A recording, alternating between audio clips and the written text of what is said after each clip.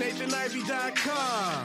Mr. Ivy know the show must go on. And far as Cincinnati, man, I put on. Tunes made another flame beat for me to cook on. Raised arms, closed fists, yeah, too strong. Team NI, chop it up at the chop shop. Top notch with the king flow, the hot shot. Cop squats in, listen to the real. Jumping like hopscotch, nobody harder than, oh, no, think not. Not only citywide, but nationwide. Superlatives, keep it locked like them Haitian guys.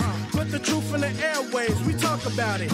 Brand new like the templates, let's be about it. Who got the info by the AM? Jono be the rapper, got them jamming when they play him. Staying in my lane, they ain't gotta okay him. Who the host with the scoop? Yeah, they gon' say him.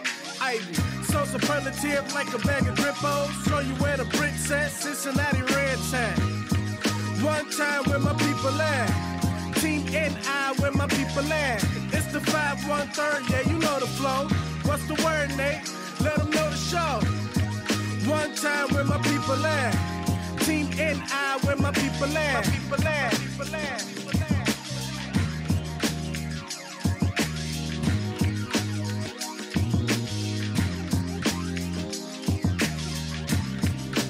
Hey, good morning, everybody. Welcome back.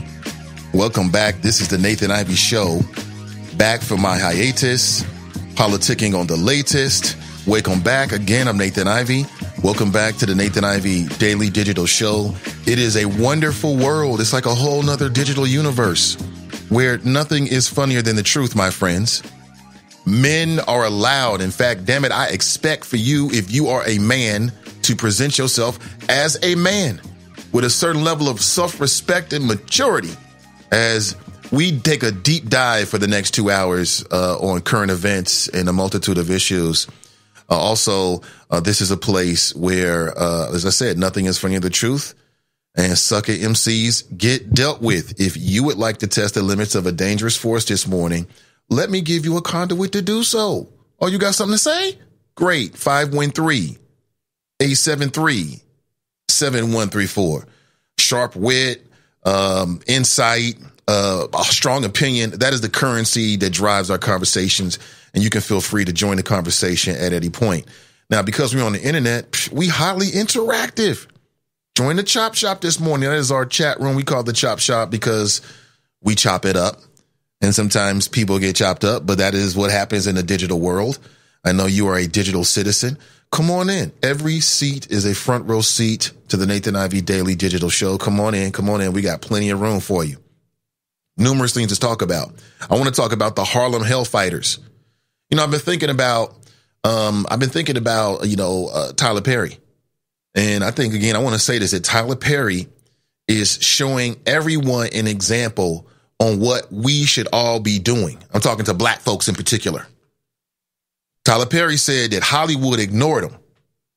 So Tyler Perry created his own table. I don't care what you think about Madea. I don't care what you think about Tyler Perry, personally. Anyone who hears my voice can grab some inspiration for that. Maybe you're not into media. Maybe you're into something else. Don't wait for somebody to call you. Damn it, it's 2019. Do it the Tyler Perry rate. Create your own. That's what you do.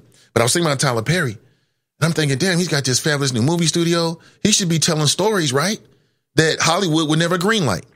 And I think one story that I would love to see, like a modern day, like full production. You know, maybe we can get some of the cast members from the Black Panther movie. You know what I'm saying? I don't know, but there is so many stories that have not been told that I think would be great as big budget movie adaptations. And one of them is the story of the Harlem Hellfighters. Are you hip to that? Harlem who? Harlem what? I know there's probably many, many people who are. All this information is readily available. If you're not aware of the Harlem Hellfighters, I'm going to try to convince you this morning that it would be a great movie. And I want to tell me, if you've never heard the story before, I want you to tell me at the end of that story what you think. Do you agree? You agree? We need some new stories coming out of so-called Hollywood. And Tyler Perry is now doing his own thing. And I love it. I absolutely love it. Good morning to you. Let me throw the number out into the ether again because we have many things to talk about. 513-873-7134. Again, if you want to test the limits of a dangerous force, that's the number to do so. Of course, you always have your Miranda rights, the right to remain silent and just be entertained. I want to talk a little local politics. That's Cincinnati politics. Okay. This show was created to talk to the world, but also to represent from where I'm from, and that's Cincinnati, Ohio. So you're going to hear a lot of conversation about what happens in Cincinnati, and in particular what's happening in the urban avenues, right? In the black community. All right. In particular. And of course, we all know that you got 2020 coming up. We're already in a very highly politicized election cycle already, whether you know it or not. And there is a new challenger, right, for Hamilton County Commissioner. What? Yeah, I'm hearing that it's none other than Dan Hills. What? Now, if you don't know who Dan Hills is the president of the FOP. Huh? Say what? Is that what? Wait a minute. You mean the same Dan Hills that basically was a bad agent inside of the Cincinnati police force, and he took it upon himself to try to make the life of Danita Pettis as difficult as possible? You mean the same Dan Hills who basically branded Avondale as like it was some kind of war zone? That Dan Hills? The Dan Hills that came on this show and did a then he tried to pull a maneuver on me. He thought anyway. Then he ran back to the little Protect the Blue Facebook page, start talking ish about your boy. Yeah, that Dan Hills is run. Yeah. So despite how you might feel or I might feel about Dan Hills, I mean, personally, from what I've seen so far, I wouldn't elect Dan Hills to take out my trash. He'd fuck it up. Excuse me. Sorry. He would F it up. He would F it up. I wouldn't elect Dan Hills to do anything. There's nothing I would elect him to do. But I'm sure I'm in the minority. There's a lot of people out there that feel otherwise. How do you feel about that? Yeah, I'm sure he'll get a lot of black support. You know it. Oh my God. Like I told you, man, this election season is going to be very interesting. Very interesting. Have you heard this? Wow, really? Who told him to run for anything? Whoever is behind it, shame on you. Shame on you. How dare you do that? What is wrong with you? Within the last 24 hours, the FBI is warning that there is something that is in probably every American home. Like most people listen to me right now probably have one of these in your house right now. Hey, you might be sitting in front of it right now. Well, the FBI is saying that basically hackers could be using this device to get access to you. Tell you in a second. Stick around. 513-873-7134. From Facebook, somebody writes, stop disrespecting these women and asking them to marry you with these 1-carat rings. If you cannot afford a ring, 3-carat or better, approximately $3,500, you cannot afford a wife. It's bigger than being materialistic. It's about being able to see with your third eye. It's about being able to read between the lines.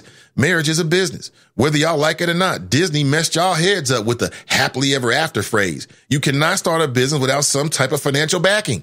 What can we do for each other? Question mark, question mark, question mark. If you don't have enough money to spend on an inanimate object, such as a ring, you're not ready to be investing in a business, i.e. marriage. Get back to the drawing board. Somebody posted that. Tracy posted that. Telling us, Nathan Ivey, get your friend. And I think she's saying that because I have referred to marriage as a business, which is it is. I don't know what this woman's name is on Facebook because her name is all blotted out. But she's on the right track. But there's one thing that she's promoting that kind of messes it all up. And that is the idea that when you get married, that a man should be prepared to spend $3,500 on a ring. And if he's not prepared to spend $3,500 on a ring, then perhaps he's not financially suited to get ready to you, get married to a woman. There's an element of truth in that. And there's also some BS. So let me cut through the BS. See, I cut that in. Cutting through the BS podcast. You can download and subscribe it wherever you listen to podcasts right now. Hosted by Clue Magic and Fast Pitch. So let me steal a phrase from them and give you my cut, as they call it. I'm going to cut through this BS a little bit. All right. So the element of realness to this is the idea that a man and or a woman, we'll just say a man, that a man should be in some type of financial good shape before he gets married. I agree with that. I agree with that 100%. Why would you marry a dude with no, and it's not about you've got money to provide all of like the extras in life, but the basics. Yo, check it. Why do you need to shack up with another human being to be in the same situation that you would be in by yourself? Can you explain that to me? Why go through all of the sacrifices that you have to do and go through to be married and you don't get nothing out of it? Marriage is a business. It should be looked upon that. But her test, her litmus test is a little bit off. Damn the ring. The ring don't mean a damn thing.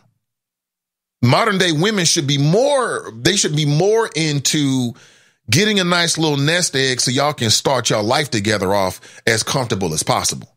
I don't need no $3,500 ring. We don't need that in our marriage. Now, $3,500 for a down payment on a piece of land? Oh, now you talking, baby. Now you're talking. Save the $10,000, $100,000 on some extravagant wedding.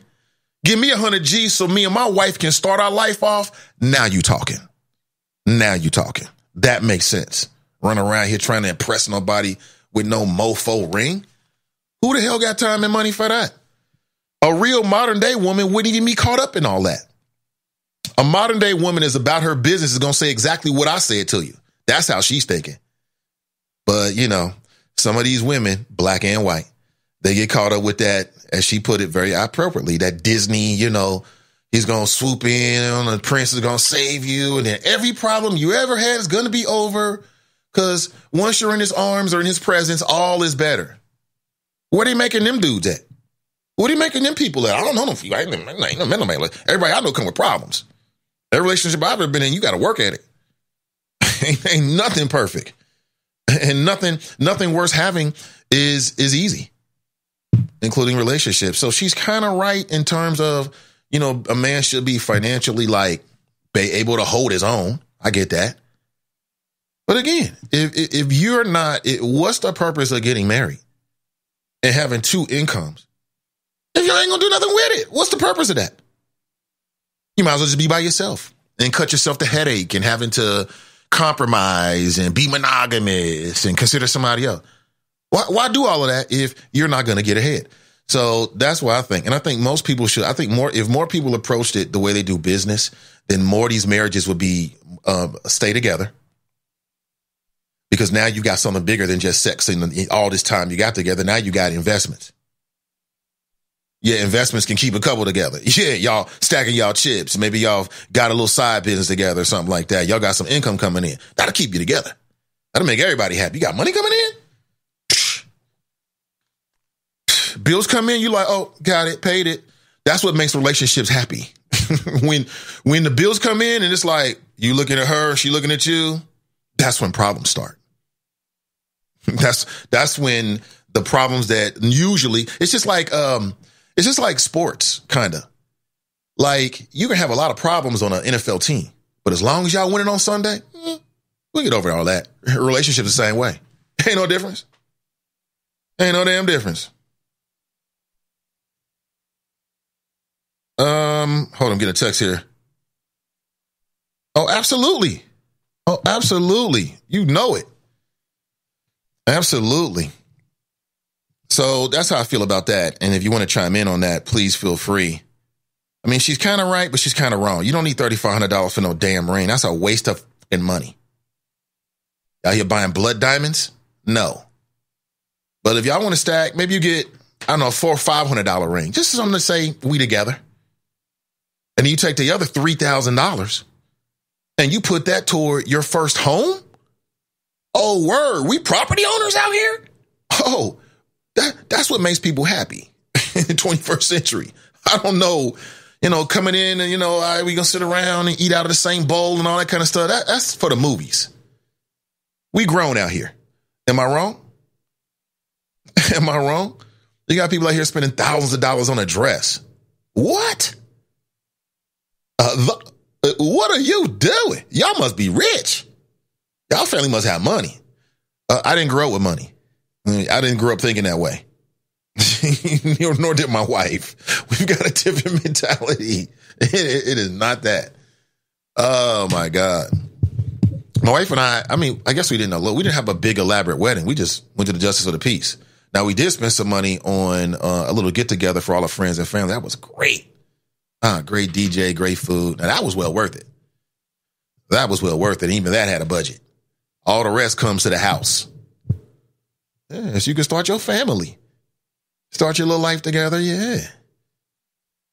So she's right on this. Marriage is a business. When I say that to some people, they just don't understand. Hey, marriage ain't no business. Yes, it is. Yes, it is. All day long.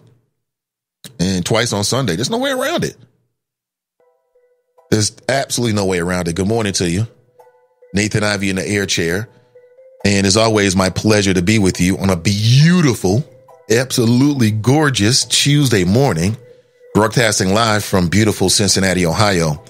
And I'll throw the number out again, 513-873-7134, if you like to share your thoughts. I was reading from a national publication, but their online source. Within the last 24 hours, they did a great article about Joe Biden and black voters. And older black voters love them some Joe. The quote from one black gentleman was, we know Joe's heart. And I thought, we? Oh, he must be running the same place as Joe. I don't know Joe Biden's heart. Do you know Joe Biden's heart?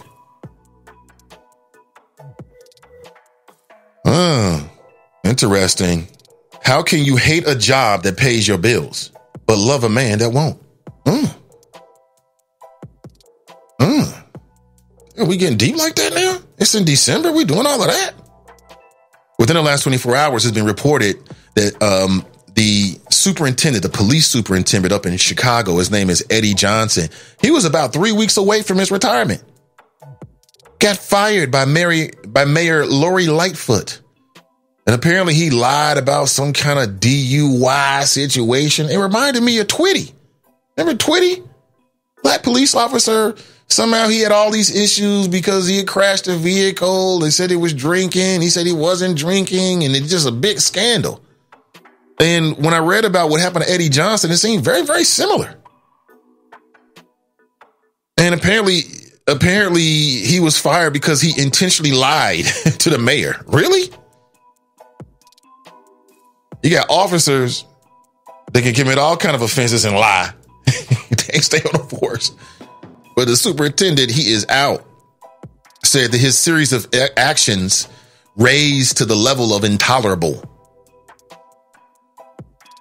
And apparently he was found asleep in his car after drinking. So that was the situation. And that was sort of like the tip of the iceberg right there, right? I'm sorry, not the tip of the iceberg, but it was more like the straw that broke the camel's back, so to speak, right? And he was found asleep in his car after drinking. So apparently he went out, he got a little too much in him. So instead of driving home or getting an Uber, he fell asleep in his car.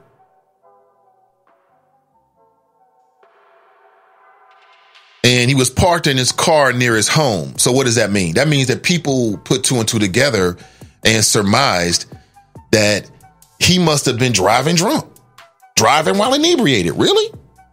Is that what we doing out here now? Damn. Yeah. So he was an African-American man. And his name is Eddie Johnson, and he is out. I saw a little bit of a press conference yesterday, and he was doing that old yabba dabba dab dab. I said, yeah, okay. What was the name of that black Republican municipal court judge candidate we spoke to? And he was well, that's a good question. Remember that? I forget his name already. We just talked to him like a month ago. It was right before the election here. That was classic. Oh my God. I tell you what, man, the rest of the world is going crazy. It's like there's an oasis that surrounds us, just like a digital bubble. Okay, we are smarter than everybody else. We got more common sense, should I say. Because outside this bubble, the world is crazy. We are living in the last days of common sense. And that interview that I'm referring to is a great example of it. That's a great example of it. What is it? Jamie Foxx is in prison again. New movie. Oh man, I love this. Okay. Love it, love it, love it. New Black-owned mental health group practice in Ohio. Okay. I love it, man. Do your thing, folks. Do your thing. So that's just a tip of the iceberg. And did you tell your kids or grandkids the truth about Santa Claus today? I'm here to remind you every single day. Tell your kids the truth about Santa Claus today. You owe them that. You owe them the truth. Good morning to you. I might be on one today. Just maybe. I do not want to talk about Billy D. Williams today and his gender fluidity. I didn't even get a chance to remember it. I didn't even remember to mention it to Chairman Mom. I'm telling you, she's going to be like, what? I know my mother. She's going to say, what the F does that mean? I'm telling you, I know my mama. That's what she's going to say. I know my mother. Love her dearly. Any man that don't love and respect his mama, don't you trust him. Get your hands, get away from me, you bastard. Can't have respect for your mama? I can't have no respect for you. I'm sorry. I can't do it.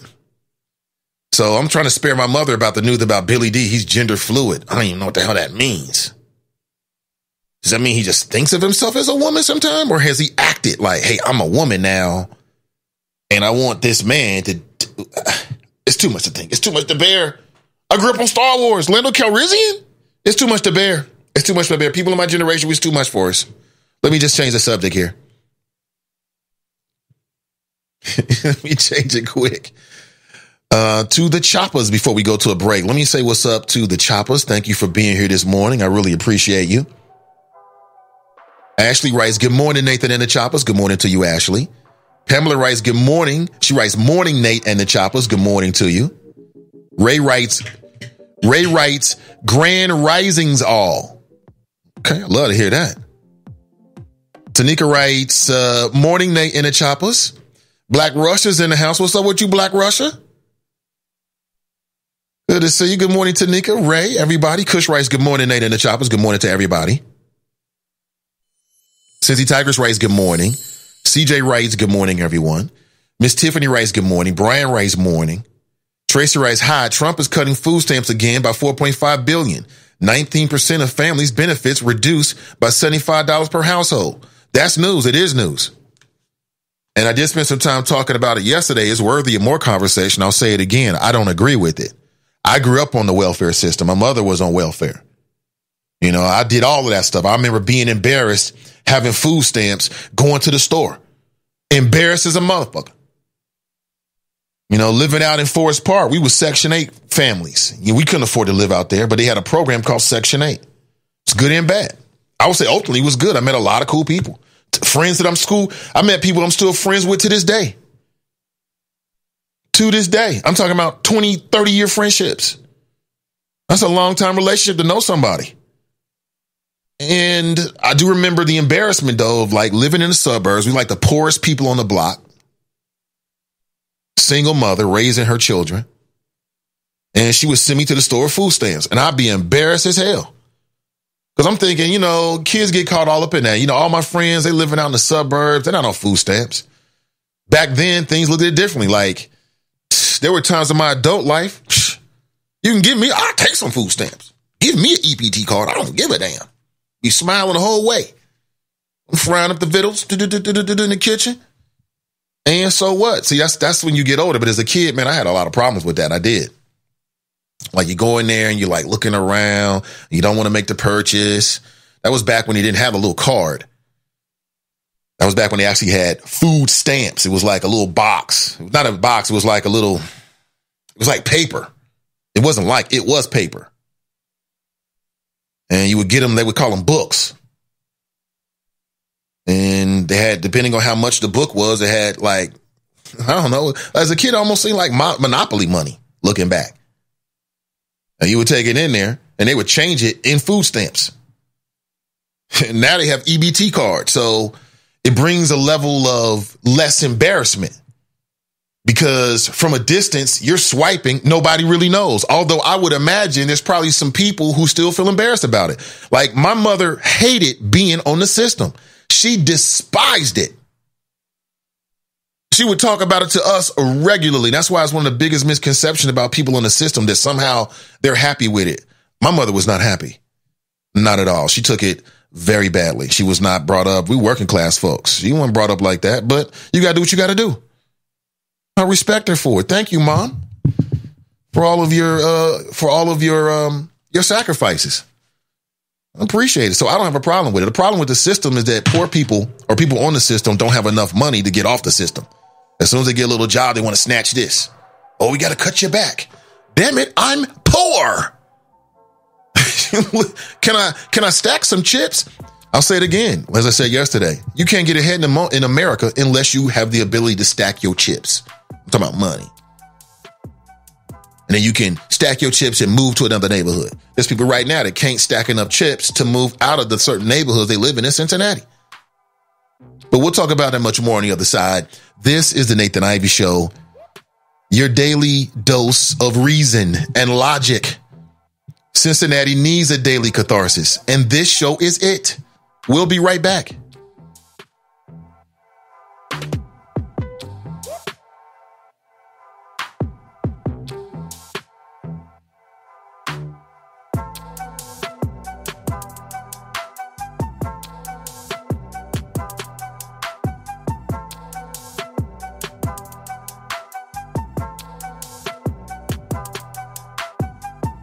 With the Bloomberg Urban Report, I'm Donna Wilson. Today is December 3rd, and it's Giving Tuesday.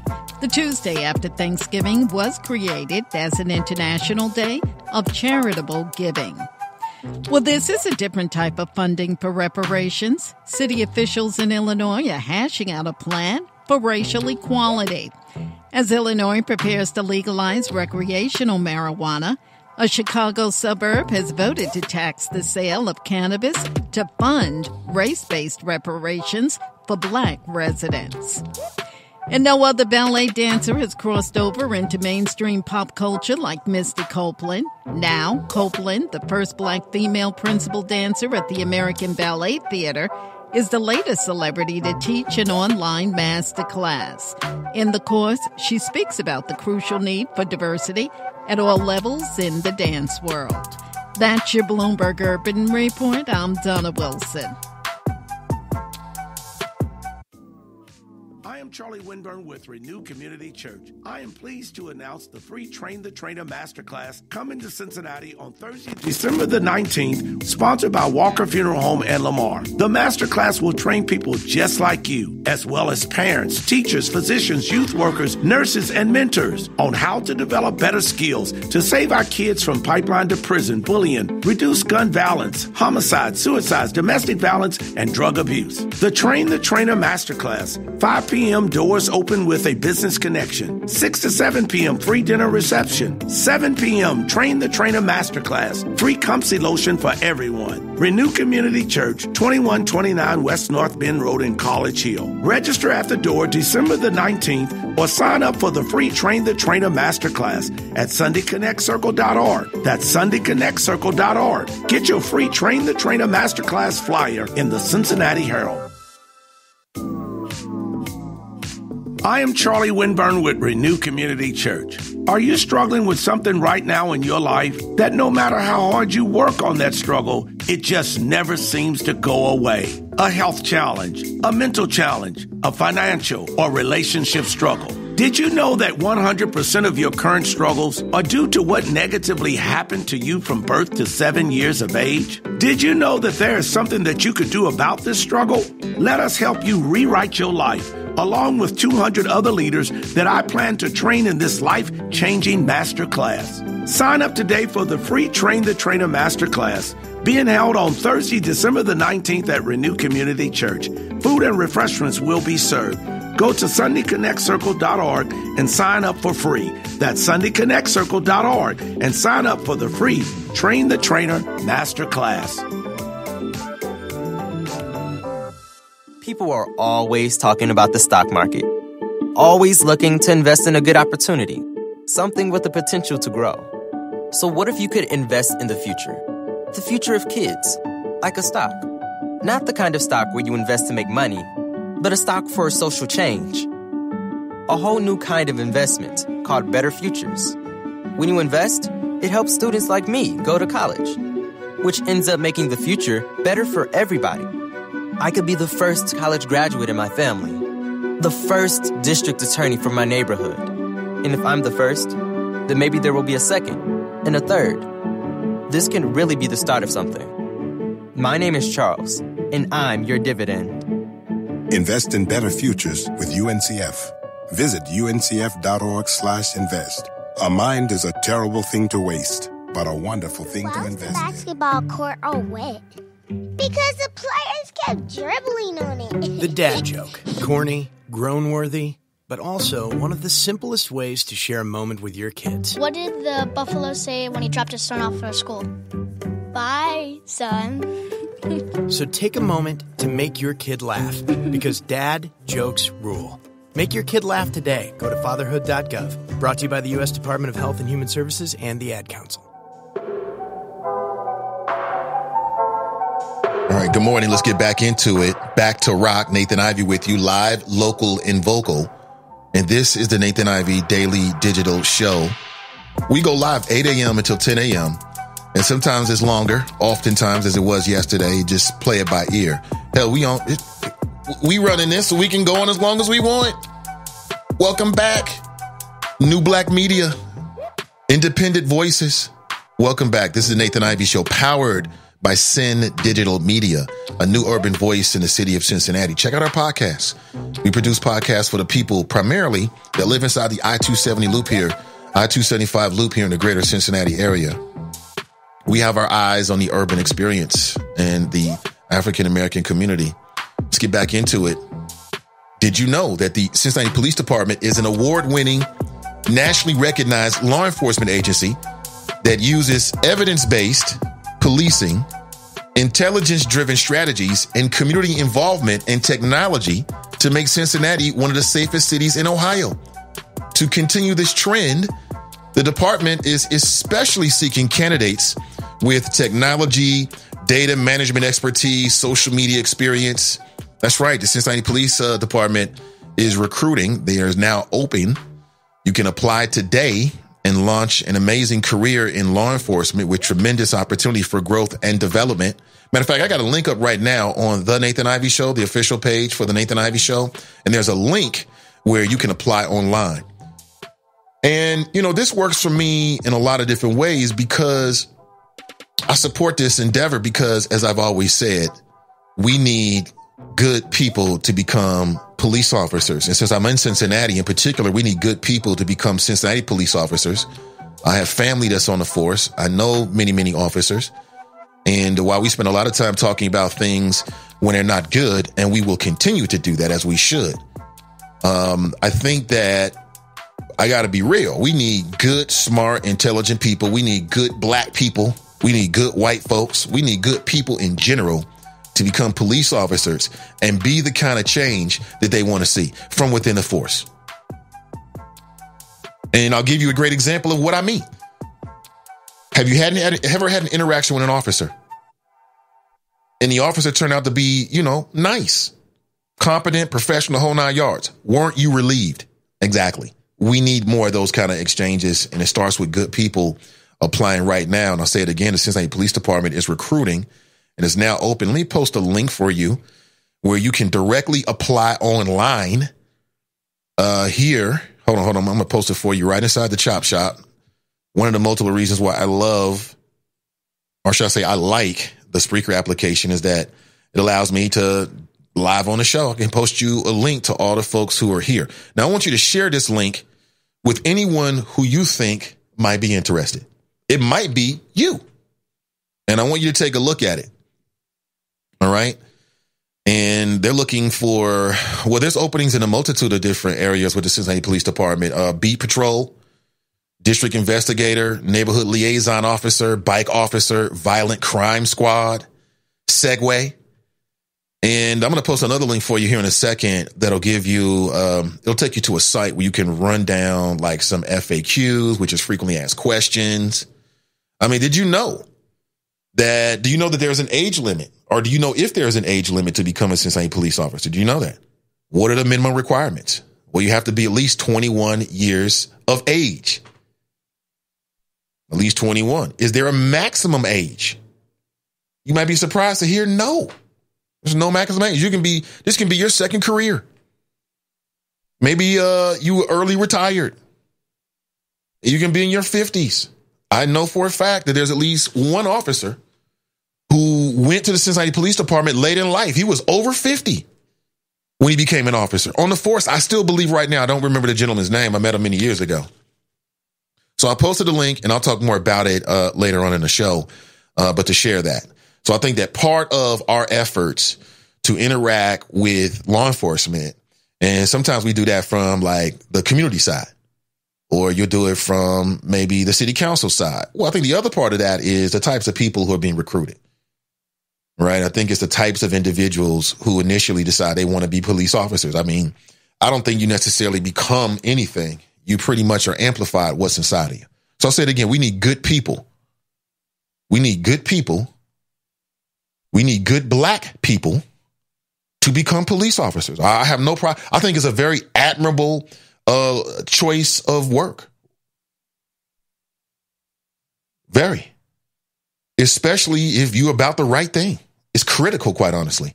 And the Cincinnati Police Department is recruiting right now. And, you can say what you want about the CPD, and we do. But, from what I've been told, the Cincinnati Police Department is looked upon as leaders in the law enforcement community around the country and perhaps the globe. I'm not making that up. I'm dead serious. It may not be your perception. It may not be my perception. But I'm telling you, that's the way a lot of people perceive the Cincinnati Police Department. So what better department to become a part of law enforcement? So I posted a link if you're interested, and you will most definitely hear me talking about it in the days and weeks to follow. All right, then share with whoever you think that might be appropriate with, and wherever you think it might be appropriate, on your social networks, if you're inclined to do so. Mason Marler writes, morning, Nate and the Choppers. Hashtag KKK Dan Hills for county commissioner. I'm sure that won't be his hashtag.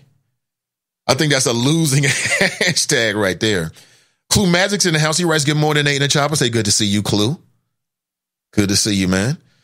Mason Marler writes, cutting through the BS, as always. Mason Marler writes, I wonder if the two black politicians who endorsed Joe Dieters on a campaign video will also endorse Dan Hills, asking for a voting friend. So you're talking about Charlie Winburn, and you're talking about Christopher Smitherman. I don't know. I do not know. That is interesting, though. We shall find out. Do you think that Dan Hills is a serious challenger to Denise Driehaus? Mike Davis writes, rise and shine, young stars. I don't have any way to calculate the support that Dan Hills has, because I don't really listen to a lot of right wing radio. I don't listen to a lot of it here locally. Every once in a while when, there's something hot and I want to hear what people are saying, but not too much. So I'm not sure what his support is. Like, I know if he calls into Brian Thomas' show, it becomes like a man-on-man love session. It's just like they, mwah, oh, no, I love you. Mwah, no, I love you more. Mwah, I love you more. Mwah, oh, no, I love you more. Mwah, back and forth. That's not good media. I don't want to hear that nonsense. No, I love you more. Mwah. They kiss each other's tailbones. I don't want to hear that. I know he gets that kind of treatment on 700 WOW. Hey, Dan. Mwah. Hey, mwah. Hey, Dan. Mwah. It's just kissing tail back and forth. The softest of the most softball questions.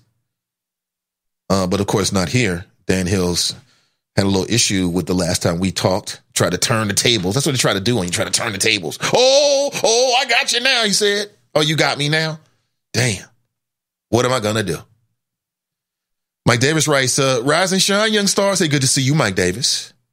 Mike Jones writes, good morning, choppers. What's up, Mike Jones? Thank you for being here. I really appreciate it. Mason Marler writes, I bet she's single and angry. You talking about that, the black female who posted that? I mean, she's right. Like, I mean, as a man, why would you get married? And I can see, I'm not saying that you got to have all this money and your credit's got to be 800 and all that kind. I'm not saying that.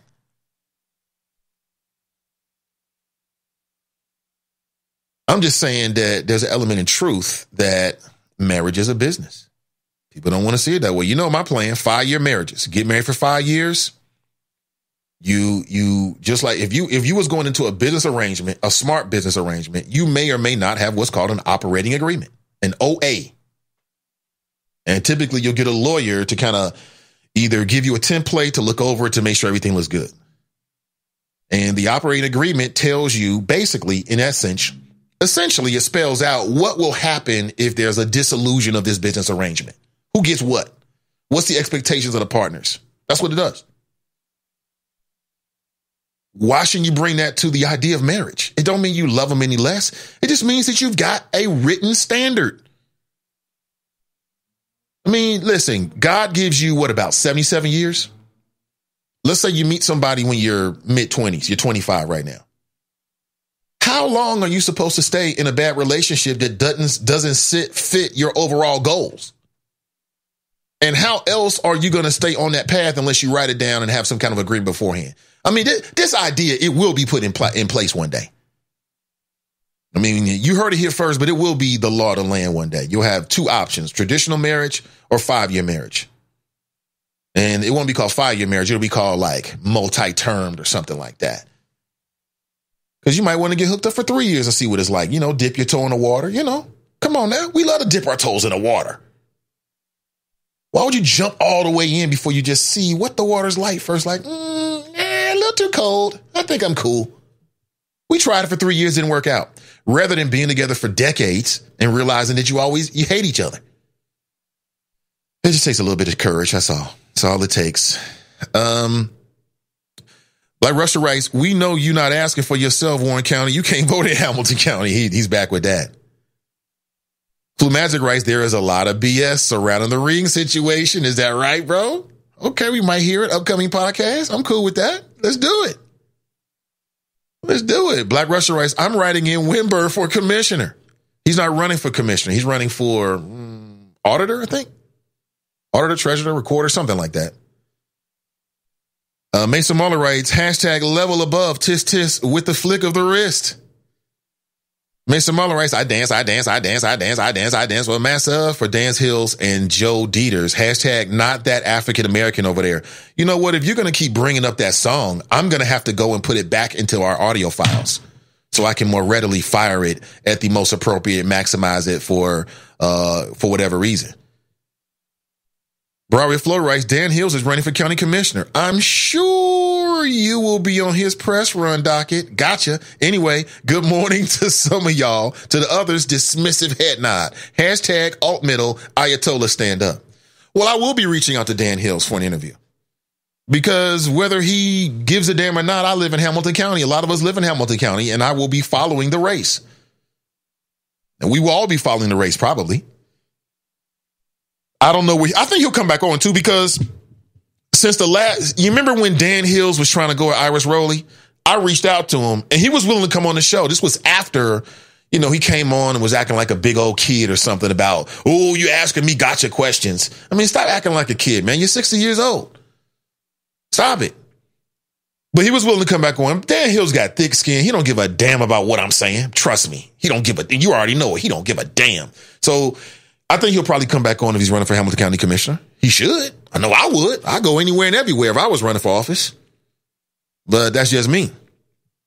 Clue Magic writes, the ring is a symbol only. Diamonds are being lab created, which are equal and in some cases superior to the diamonds which took hundreds of years to go at a fraction of the price. Is that right?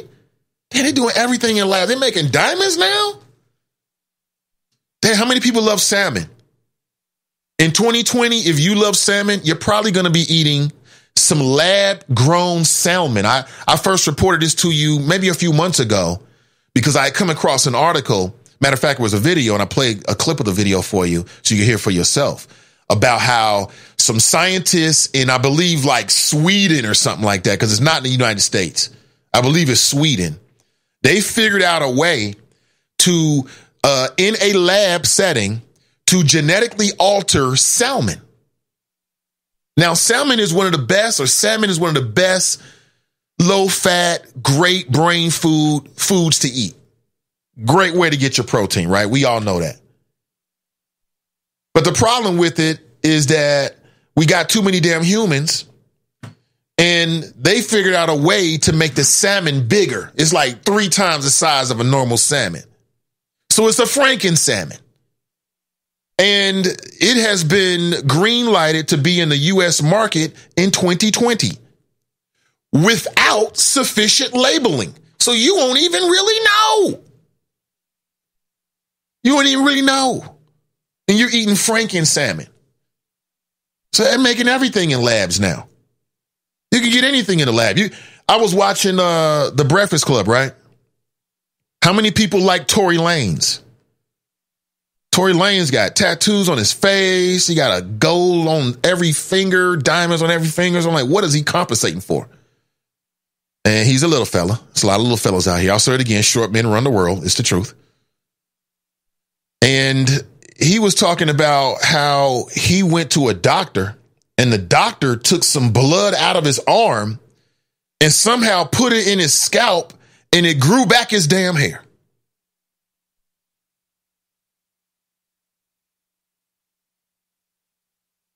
It grew back his hair, y'all. He was like, yeah, that's how I got my hairline back. He's like, they take some blood out of your arm and they put it into the follicles, and it re-energizes or reawakens the follicles, and they begin to produce blood and hair again.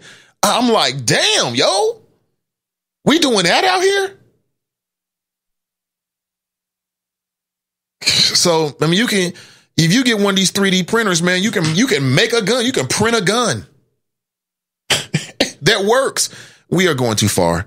God did not expect for us to be this technologically far along, because as human race, we cannot be trusted, and we all know it.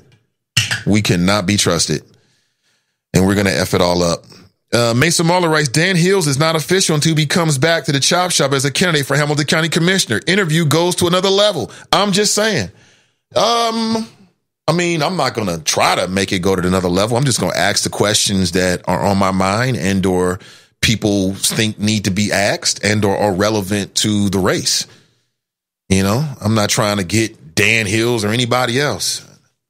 That doesn't do anything for me whatsoever.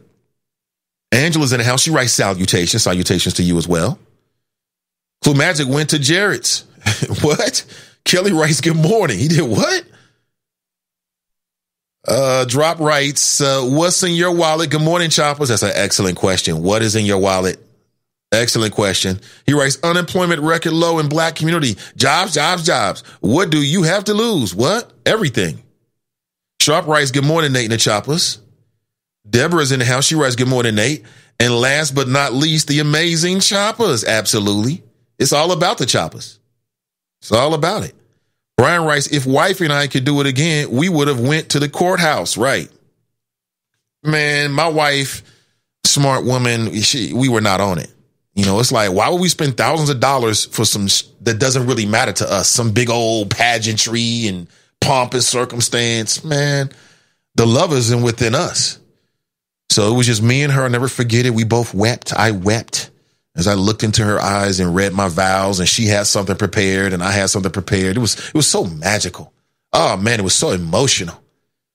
And it's funny because sometimes, even over the years, when I hold her, it takes me back to that moment. You know what I'm saying? Like sometimes when I look at her, when we're holding, embracing each other, it just kind of takes us back. Ah, it's beautiful moments. Beautiful moments, man. Black love. But we went out to Forest Park. I think it was the Forest Park mayor who actually did the ceremony. And then about maybe a month later, we invited everybody down, and we invited everybody to like a little, like an after party kind of situation. And we made sure that it was a lot of food and drinks and a good DJ. And we just danced, man. We had a great time. We just danced the whole time. We had a great time. Oh, my God. It was so good. So good. And then we took all the money and we put it into the household that we got from gifts and things like that. And that's the way it should be. Rather than spending $30,000 on some ring. I mean, any woman that would expect all of that, I'm thinking is expecting her priorities must be messed up. Come on, it's 2019. People smarter now. Ah, man. Not quite yet, Mahler. But there is a show on Netflix called Explained. You know what? I've seen that show where they cover all facts of society, and diamonds was one of their subjects. Is that right? Mike Jones writes, a ring, really? Give me ownership instead. I mean, think about it. If you had a choice between you starting out in your marriage, would you rather spend $3,500 on a ring or maybe $500 on a ring, which I think can get you a decent little ring? You know what I'm saying? So is you going to spend the money on the band or are you going to spend it on the rock? Just get you a big old thick band so it looks good from a distance and you'll be okay. And then take that $3,000 and drop it on a nice little home for you and your family. That's what I would do. I mean, really, it ain't even no choice. I'm just being honest with you. My brand, I told you, I'm cheap. I'm thrifty, should I say. I'm super thrifty. Thrifty people not going out like that. Where my thrifty people at? I know I'm not alone in that. Mason Mahler writes, wait a minute. He was found asleep, a.k.a. passed the F out in his car? His police car? Come on, bro. I believe so. Yeah. Black Russia writes, I'm not voting for Denise Driehaus. Why not? Why not? Tell me why. Tracy writes, there was more to the superintendent's story that the mayor wouldn't detail to protect his wife and kids. It's not all about him falling asleep. Yeah, but my thing is the man is like 3-4 weeks away from retirement. Black Russia writes, John Coleman. Black Russia, you didn't even hear the interview. I don't think anyway. And you're right, it was John Coleman. So, you know, how do you reconcile being a Republican in the age of Trump? I don't think it's relevant. How is it relevant? Colin Kevin is conscious writes, good morning. The alt middle is here to regulate. Loud, mouthy, irascible women who just want to be heard, move out the way. Men who sent for these type of creatures, move too. Your time is past. Thanks for ruining the community. Black Russia writes, he's a good guy. I don't doubt that John's a good guy. He seems like a good guy.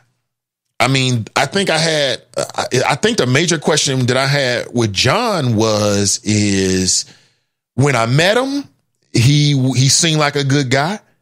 When I asked him questions about, you know, why should the community and what kind of impact he has, he said, I'm a good brother that cares about the community. I care about the black folks and the white folks. I care about all the people. I'm aware that there's, you know, disparities in the system. I'm here to do all of this and that. But my question is, you know, why should voters choose you over the incumbent, which was Tyrone Yates, black male Democrat who, at least from my standpoint, has a good name in the community. I don't know him personally. I do see him out. He goes to the same grocery store that I go to, and I've run into him many times. He always seems to be very gracious and have a lot of poise and dignity about himself. I'm not saying the man is perfect because I don't think anybody's perfect. And I'm sure I can find some things to disagree with him on, I'm sure. But what I don't understand is if you super black guy and it's about the community, why are you choosing to go after this guy? We've already got him here. What's the difference between you? I mean, where is Tyrone Yates deficient? And essentially what he told me was that Tyrone Yates is not deficient in any way. And that he was running, I mean, among other things, because he seen that this is the next logical step in his career. And I found those answers to be disappointing, to say the least. So I'm sure he's a good guy. I don't doubt that one bit. Mason Mahler writes, Republicans have all the Donald Trumps and Steve Millers, hashtag very fine people on both sides, hashtag not that African-American over there. Well, Mason Mahler, let me say this to you again. Because here we go into this next phase of impeachment. And for folks who maybe have not been watching this and you maybe kind of care, maybe not, but let me just break it all down for you. So by Friday, this Friday was supposed to be the deadline for a big announcement as to whether the president of the United States was going to have any kind of appearance in the impeachment hearings. And he has declined via his lawyers. I don't think he or his lawyers are going to show up. Okay, great. To this point, no Republicans have broken rank and said anything that I think would be troubling to Donald Trump. So we shall see. Some are suggesting that the impeachment process is political in nature, which you know that is. Whether it hurts Donald Trump or not, some people are suggesting it could have an impact on the senators and who may have to vote on this in upcoming elections. Pardon me for that. I don't know. We'll find out together. Clumazic writes, John Coleman, Nate, I don't think the disgraced chief of police in Chicago should lose his pension. Victimless crime committed by Eddie. Right. It seemed like it was an attack against the benefits that he might receive if he retired in 3 or 4 weeks. And my thing is, unless I had an issue with you, I mean, you 4 weeks away from retirement. What's the point in all of that? So it makes me wonder what's really going on. Tracy, she sort of implied there was more going on underneath the surface, and I don't doubt it. Because a man's 4 weeks away from retirement. Let him retire. He steps down, you get somebody new. Boom. I mean, a month can seem like a long time, but it's not really that long. Pam writes, good morning, fam. Hey, good to see you, Pam. Clumazic writes, food coupons, different colors for different amounts. That's right. Yeah, I remember the $100 coupons were like yellow or something like that, weren't they? They had ones, fives. They had ones, fives, 20s, and 100s. And you could get them in a book. I think a book was like $450 or something like that. I could be making that up. And, you know, as a young person, they would send me to the store, give me a book of food stamps. So I had to go to the store and buy it with food stamps and bring the change back. That's what you do. I remember those paper stamps. When Clinton passed that law, I had a lot of ramen noodles, LOL. Yeah, I can never forget it. And now the Trump administration wants to cut back on food stamp payouts. I don't agree with it. I don't agree with it. I think that poor people are unfairly targeted, unfairly marginalized, unfairly criminalized. And because poor people don't really have a strong political voice on the national level, they're easily cast as victims. They're easily sort of used politically. And this is Trump just doing the same thing all over again. Did they ever give out the food boxes? I thought they were going to do the food boxes. That's one way of looking at it. The other way of looking at it, let's take another look at some of the things that he's proposing. Okay? And think about this. How do you slash taxes and then cut food stamps at the same time? Because isn't that like balancing the back? Isn't that like, so if you slash taxes for wealthy people and corporations, and then at the same time, you're cutting food stamps, then what do you value? What is your value system? All right, let's go to the phones. We got our first call this morning. I believe it's Drop. What's going on? What's up, Mr. Ivy, and all the beautiful people in the chop shop? And my number one fan, the number one chopper that allows Drop Squad 52, yes, I'm talking in third person, that allows Drop Squad 52 to be the caller and the contributor that he is. My main man, the chop shop overseer, Mr. Mason Mahler. I applaud you, sir. Wow. Now, Mr. Ivy, why are you not celebrating the fact that a lot of American people, including African Americans, are getting off of assistance from the federal government? Nate, that should be applauded. Why are you looking at that as if it's a bad thing? Because, again... Oh, did I make you stutter, or were you, focused on something else? Well, I'm just trying to see where you're coming from and trying to find the best way to answer your question.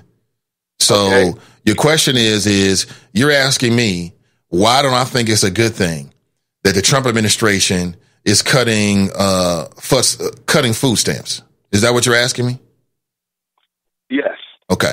Well, I don't think it's a good thing because I'm concerned that people that really need that government assistance is going to have their checks cut. Now, what I need to do a little bit more research on to ascertain is to figure out exactly who on the system that these cuts are designed, for. Okay. Well, first of all, we already know that it's more white people on government assistance than black people. So don't even try to make it a black thing, which has been done in the past. Okay, so let's go beyond that and say you have fallen victim to the mainstream media and how they report things from the Trump administration. Now, Mr. Ivey, we have record low unemployment in this country. Okay? I mean, record low, Nate. There are so many jobs, there's just not enough people to fill them. So the fact that... But what's your point, though? You read a news... My point is, you read a news report that says Trump administration cuts food stamps. We all know, Nate, how government programs work. If the money is not being used, you reallocate it, or you not cut. You just don't give them the same amount that you gave them the last time, because obviously you have less people on assistance. So therefore, instead of the food stamp program, let's say getting $5 billion, they're only going to get $5 billion, as opposed to the increase that they were automatically designated to get. Okay, so the news will report it as a cut, but it's not a cut. Okay, so anyway, the fact that there are people, Nate, because you even described it when you were talking about your experience being on assistance. Yeah, but that was a long time ago. No, I was on it too, Nate. I go back to the time when they had the little food stamp coins that were like pressed out of cardboard. Is that right? Nickel, the quarter, and the penny. Yeah, back in the 70s. Yeah, I don't remember that. Yeah. But so I mean, but what I'm saying is that was 30, 40 years ago. What I'm saying is, and what I'm admitting is that I don't have a grasp of the real reality of people on the system today. And the other thing is that the reason why we're talking about this is it's not anything new is happening from the Trump administration. The reason why this is back in the news is because there was a study that was done by the Urban Institute most recently. And in that study, what they found is that there were going to be millions of people that were either going to lose benefits or have significant cuts to their benefits. And that's the reason why it's back in the news cycle again. Well, of course, that's because we have record unemployment. Numbers. They're so low, Nate. Well, no, that's the unemployment number is different from the proposed changes to SNAP and other programs. That's different. Of course, Nate, when you okay, all right. See, it's not even necessary to go down this road when the fact remains that most people do not want to be on assistance because of the bureaucracy that's attached to it. Okay? People would rather have a job or something where they don't have to rely on the government to where whatever they get is going to be limited. It's going to be restrictions. Okay? So people are working now, Nate. So let's just say, for instance, you have an 18-year-old in your house. They could go and get some food stamps. But now this kid has a job. Okay? They don't need the assistance anymore. So those are the numbers that are part of this equation when you hear or read a news report that says Trump administration cuts food stamps, and then you have some program or some study that's done because everybody wants the money, Nate. It's all about the money. But my point is the American people are working under this Obama economy, okay? But the Democrats are not touting how great this economy is. You don't see the Congressional Black Caucus holding news conferences warning black people how bad the Trump economy would be for them, because that's what they did in 2017. Okay, so now you fast forward 2019, Nate. You cannot deny that this economy is booming.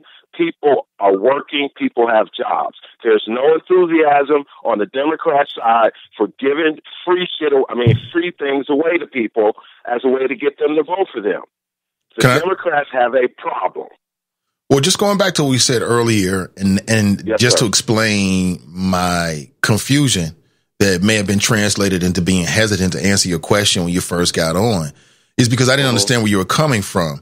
You know, the issue, I don't think that anybody listening right now would have a problem with somebody who was on the system and then they find employment and now they're self-sufficient and they don't need the system. That's great.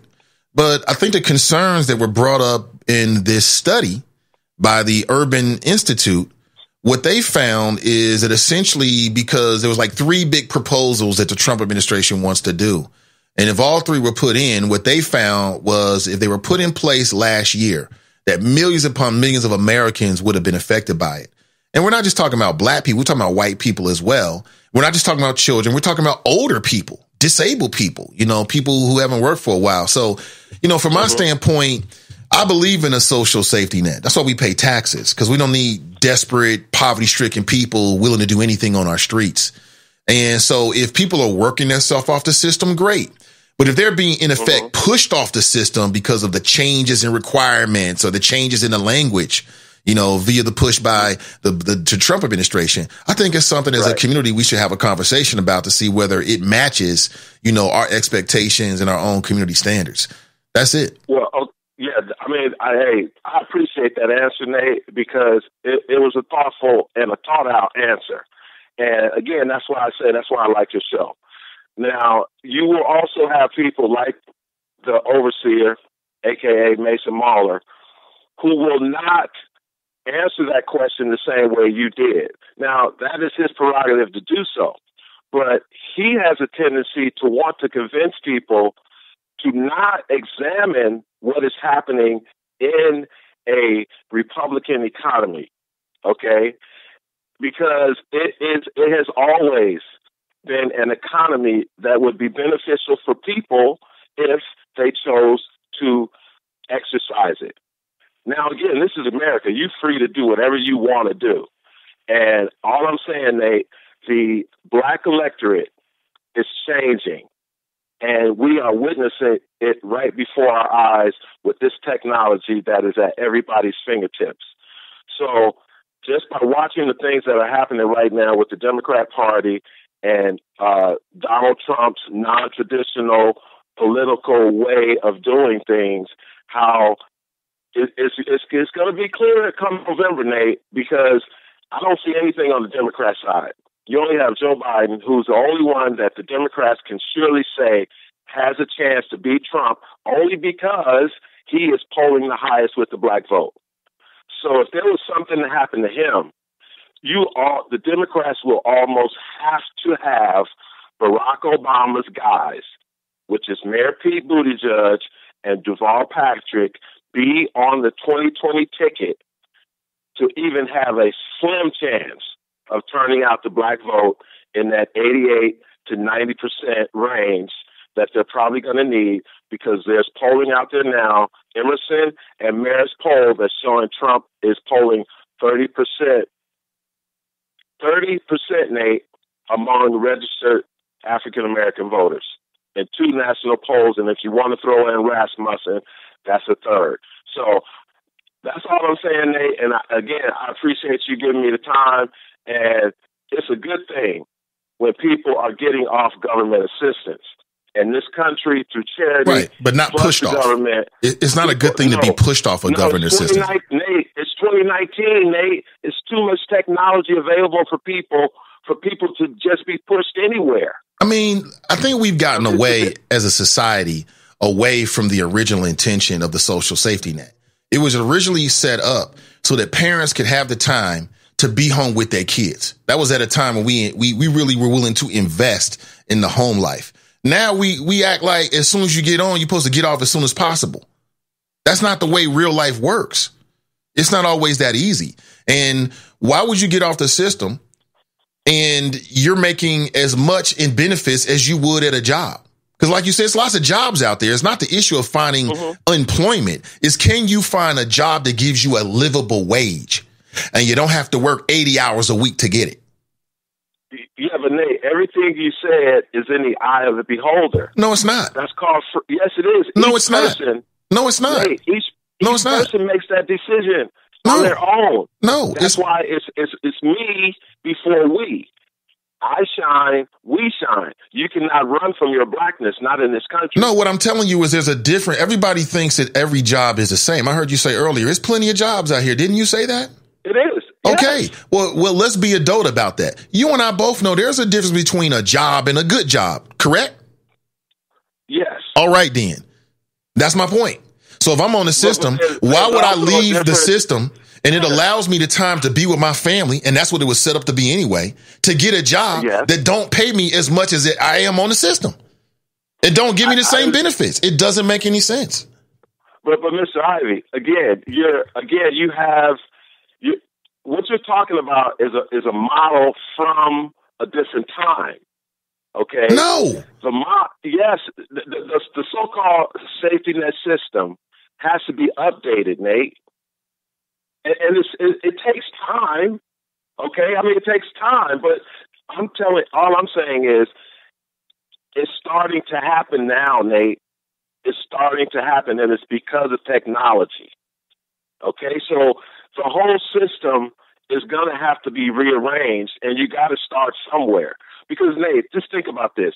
You hear politicians, okay, talking about giving away things to a certain group of people for their vote.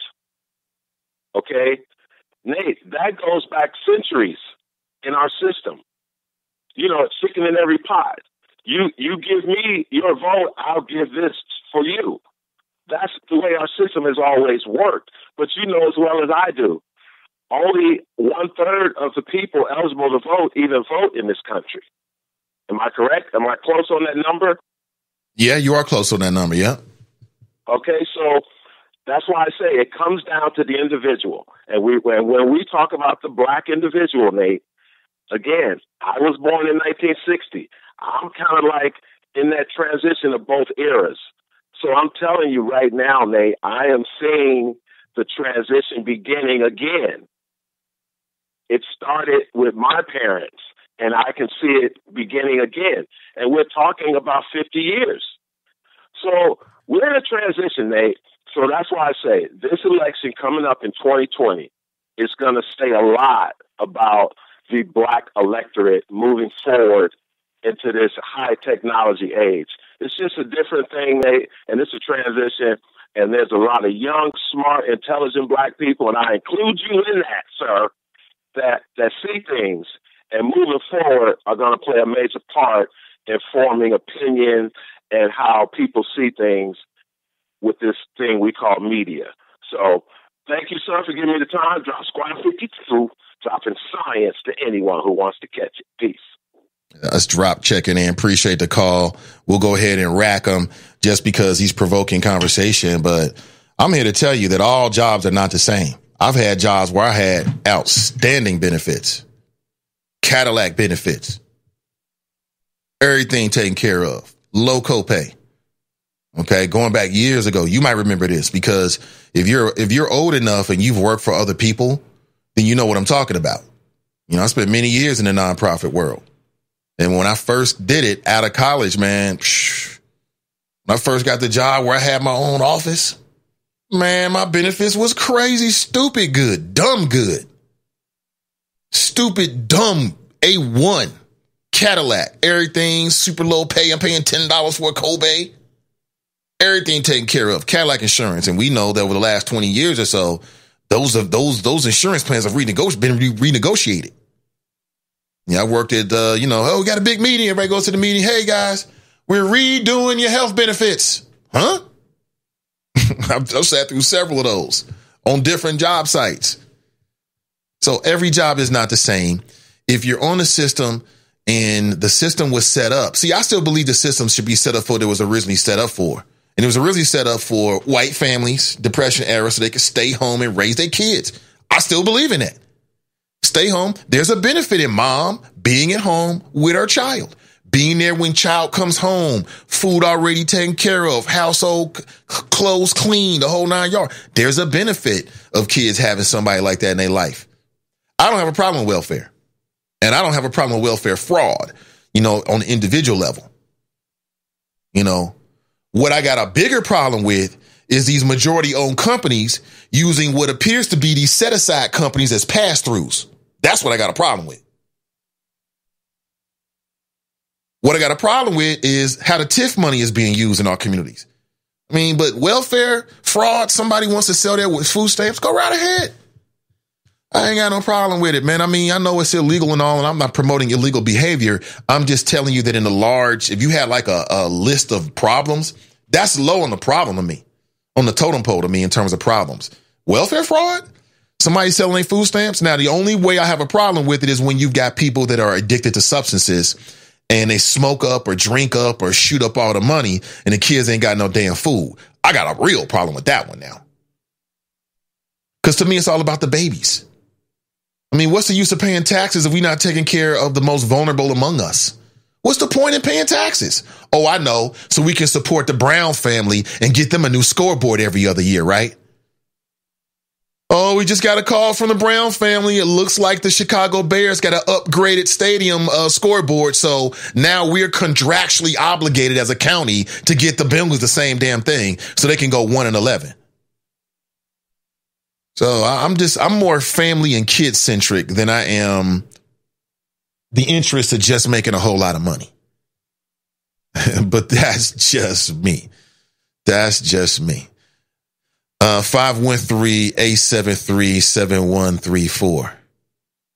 I ain't got no problem with it. I posted a link to the Voice of Black Cincinnati. And if you go to that website right now, it's a link that will directly take you to the page on their site where you can get a lot of information about the opportunities that have opened up with the Cincinnati Police Department. Now, we were talking about jobs. It just jogged my memory.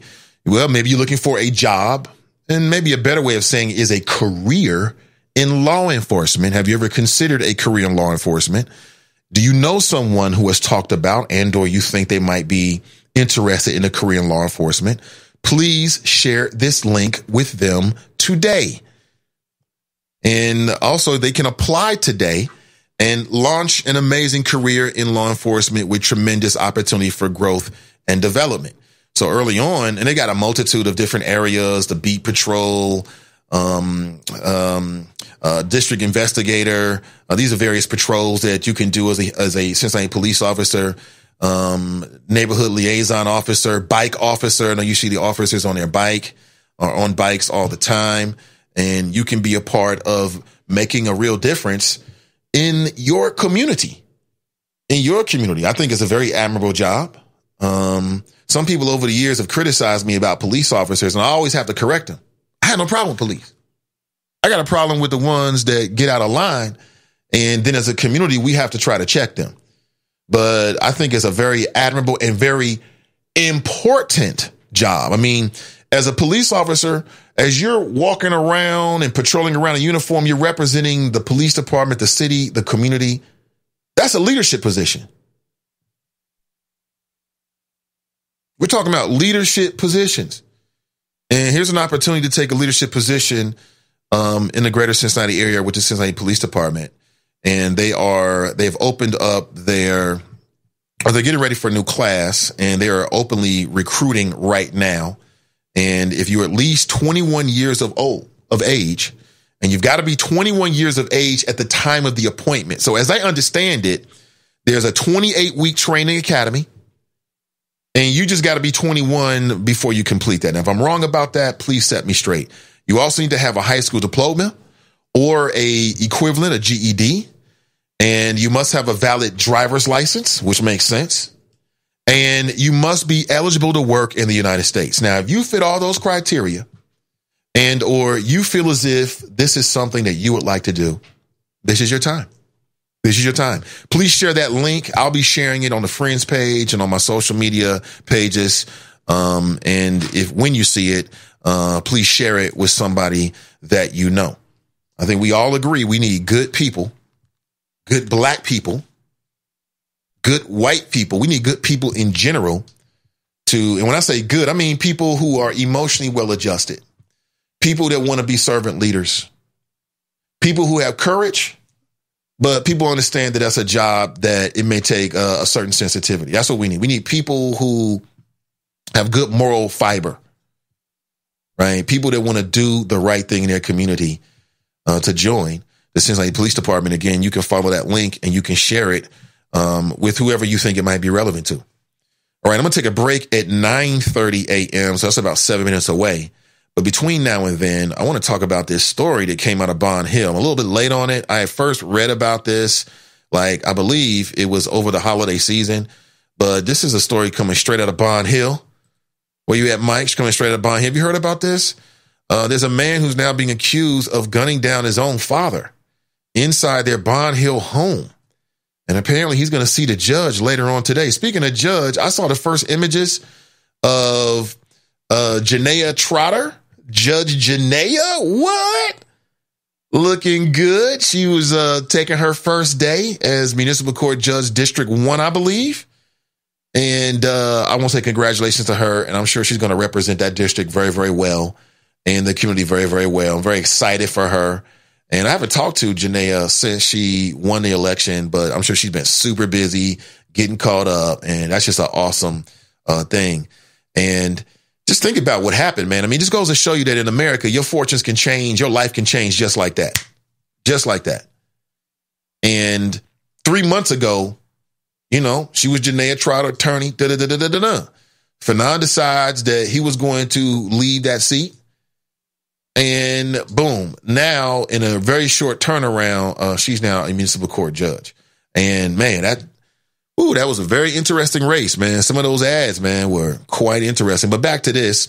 This man is set to face the judge later today. Brandon Matthews, 28 years old, is being held without bond on charges of murder and felonious assault. And police apparently took custody of him at about 5:30 a.m. And apparently they received a report that a man was shot several times, including in the back of the head. And the detectives wrote that he shot his father multiple times. And again, not to speculate too much because these are real people, but I can't help but speculating about their relationship. And I don't know about these men. I'm not trying to say anything negative about these men because it's a very serious issue and I don't know these people. But I'm just wondering, was this man in his son's life? What was there some mental illness going on? What would lead a young man to kill his own dad right after Thanksgiving? And apparently this has been something that's been going on for a while. The father had a temporary protection order against his son, ordering his son to stay away from his father. But apparently it was ignored because it's very easy to ignore a TPO, as they call it, a temporary protection order. And I guess they had another altercation, and now this man is dead, man. And man, I mean, I'm not sure what your experience is with your parents. And I don't talk to my father a whole lot. When I was younger, my father was in my life. As I got older, he had more kids, other responsibilities. We kind of drifted apart. And when I say we, more so he than me. Because when you're the kid, you're the child. And I think that as a parent, you have certain responsibilities to your kids that your kids, as kids and less mature humans, just don't have. So what I'm saying is if there's a fractured relationship, I put more of an emphasis on the parent as the adult to do what they can to try to mend those fences, man. But I just can't even imagine something like this, though. This is on a whole nother level. Now, I can't even imagine fighting my father, let alone pulling a weapon out on the man. I don't get it, man. But that's just a bad situation right there. I don't know the circumstances. I'm sure we'll learn more about it, but I don't know. I don't know, man. Again, this is a Cincinnati story, and we are Cincinnati people, and I'm wondering if maybe you've got some insights or whatever. Maybe I know there's some folks that live in the Bond Hill area. Doesn't mean you know anything about it, of course, but if you do share, love to hear it. America is working. People are getting off assistance for good. I mean, Drop's spin on that is amazing. His spin is not that the Trump administration is changing the requirements and therefore pushing people off the rolls. Oh, no. Jobs are plentiful and people, they want to be pushed off of the rolls. Not the rolls, but they want to be pissed off the system. They don't want to get the check from the government, even though they don't have a job yet. It's ridiculous, man. So ridiculous. What an interesting job to consider after an officer got the ish bit. I think she means beat out of them. That can't happen. Let me see. George Engelman enjoyed the CPD in his late 40s and 50s. I'm not sure if that's the gentleman I spoke to, but I met a dude, I don't know, maybe 5 years ago. I was at an event. He was there and he talked about it. I thought it was a really remarkable story that he had become a Cincinnati police officer after 50 or something like that. I think he was 49. I'm like, word. But I like it though, because sometimes I think the officers are too young. You got some little 21, 22, 23, 24, 25, 26, 27, 28, 29, 30-year-old, 31, 32-year-old officer trying to talk to grown people, like people that's old enough to be their uncles, old enough to be their fathers, and they don't have the people skills to de-escalate in some cases or to understand how to talk to people. You know what I'm saying? Because when I see some of these interactions, sometimes I think, oh boy, it's going to go bad because they're talking to each other in a bad manner. You know what I'm saying? I mean, I don't know. Some people have said you should be older when you become a police officer, but as it stands right now, it's 21 years of age. Cassandra's in the house. She writes, hey, Chopper. Say, good to see you, Cassandra. Cam writes, Nathan, that's not a marriage. That's an extended jump off. No, it's a marriage. You talking about my 3-year and 4-year and 5-year marriage plan? No, that's a marriage. You get married. Look, it's real simple. Why y'all trying to make this complicated? It's real simple. You want to get married traditionally, that should always be your right to get married for the rest of your life. But if you want to get married for a set amount of time and then review and decide whether you want to keep going, then you should be able to do that as well. That's all I'm saying. People keep taking away things from themselves that they really should be given to themselves. And that is an opportunity to change your damn mind. That's all I'm saying. In 2019, with the new American mentality, I believe that people should have the option to stick their, to test the milk for a little while before they make a lifelong commitment. That's all I'm saying. No one has a problem with that, I'm sure. Mason Muller writes, the prediction that Trump will gain 95% of the black vote is hyperbole. Of course, but Trump clearly thinks he should be improving on the 8% vote among blacks he received 3 years ago. Based on what we see so far in terms of black ratings of the job Trump is doing as president, currently at 10%, I don't see a high probability of that happening. Nor do I, Mason Muller. Let's go into a break. We'll come back. It's the bottom of the hour, currently 9:31 a.m. This is the Nathan Ivey Show, live, local, and vocal, powered by Sin Digital Media, a new urban voice in Cincinnati, and we will be right back.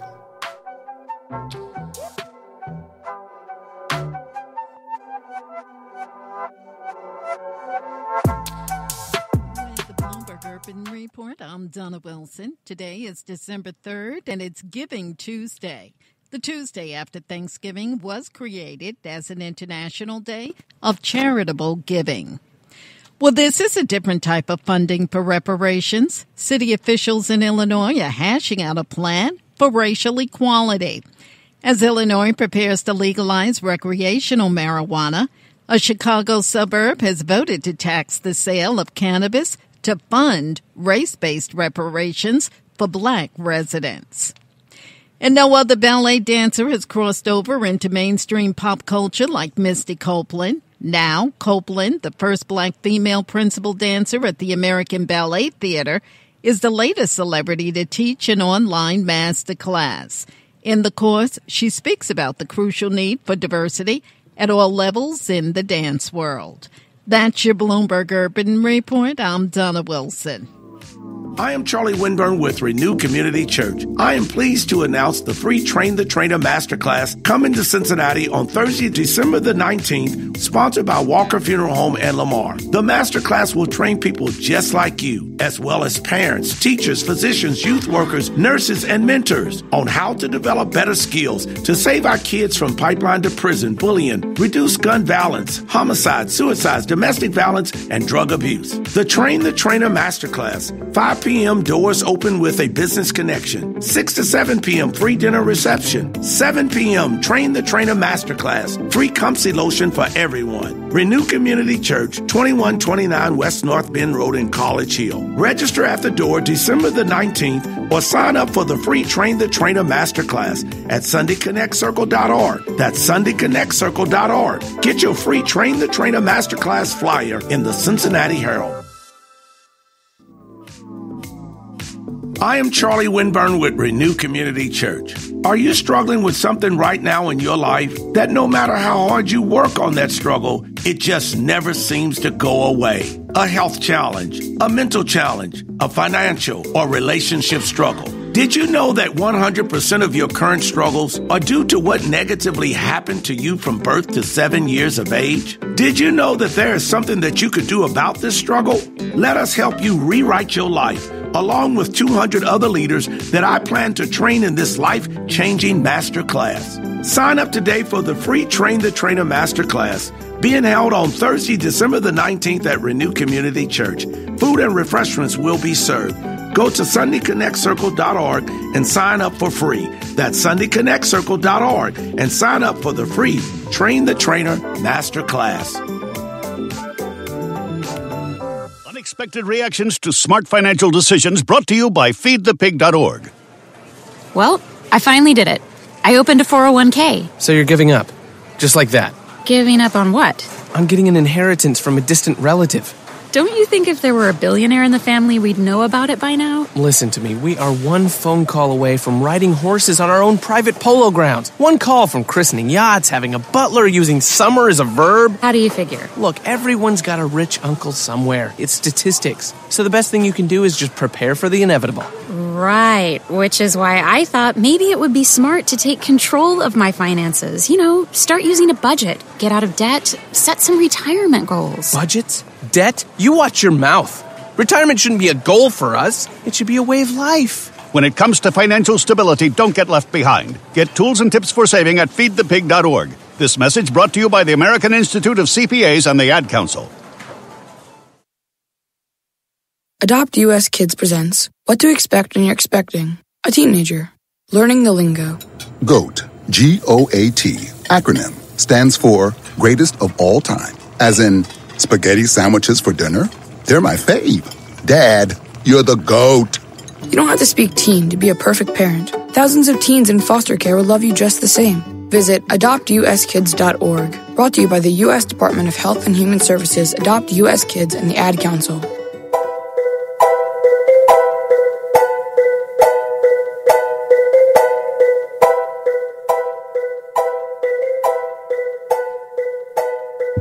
Hey, good morning, everybody. Welcome back. Live, local, and vocal. This is the Nathan Ivey Show. Again, powered by Sin Digital Media, a new urban voice in the city of Cincinnati. We produce podcasts for the people. Primarily for the people that live inside the I-275 loop here in the greater Cincinnati area. I want to turn my attention to something that I heard on the Bloomberg Urban Report. And you may or may not heard about this. I think this is potentially a template. Could something like this be put in place here in Cincinnati? A Chicago suburb wants to give reparations to black residents funded by a tax on marijuana. Let's go back here. If you go back a year and a half ago, 2 years, you had a candidate, a gubernatorial candidate in New York. And she made the point, it's a white female, she made the point that she thought that the new legal marijuana economy should be looked upon, could be looked upon as reparations for black people all over the country, which is something that I have been arguing for from day one. Marijuana laws in specific were used to do what? To harass black men.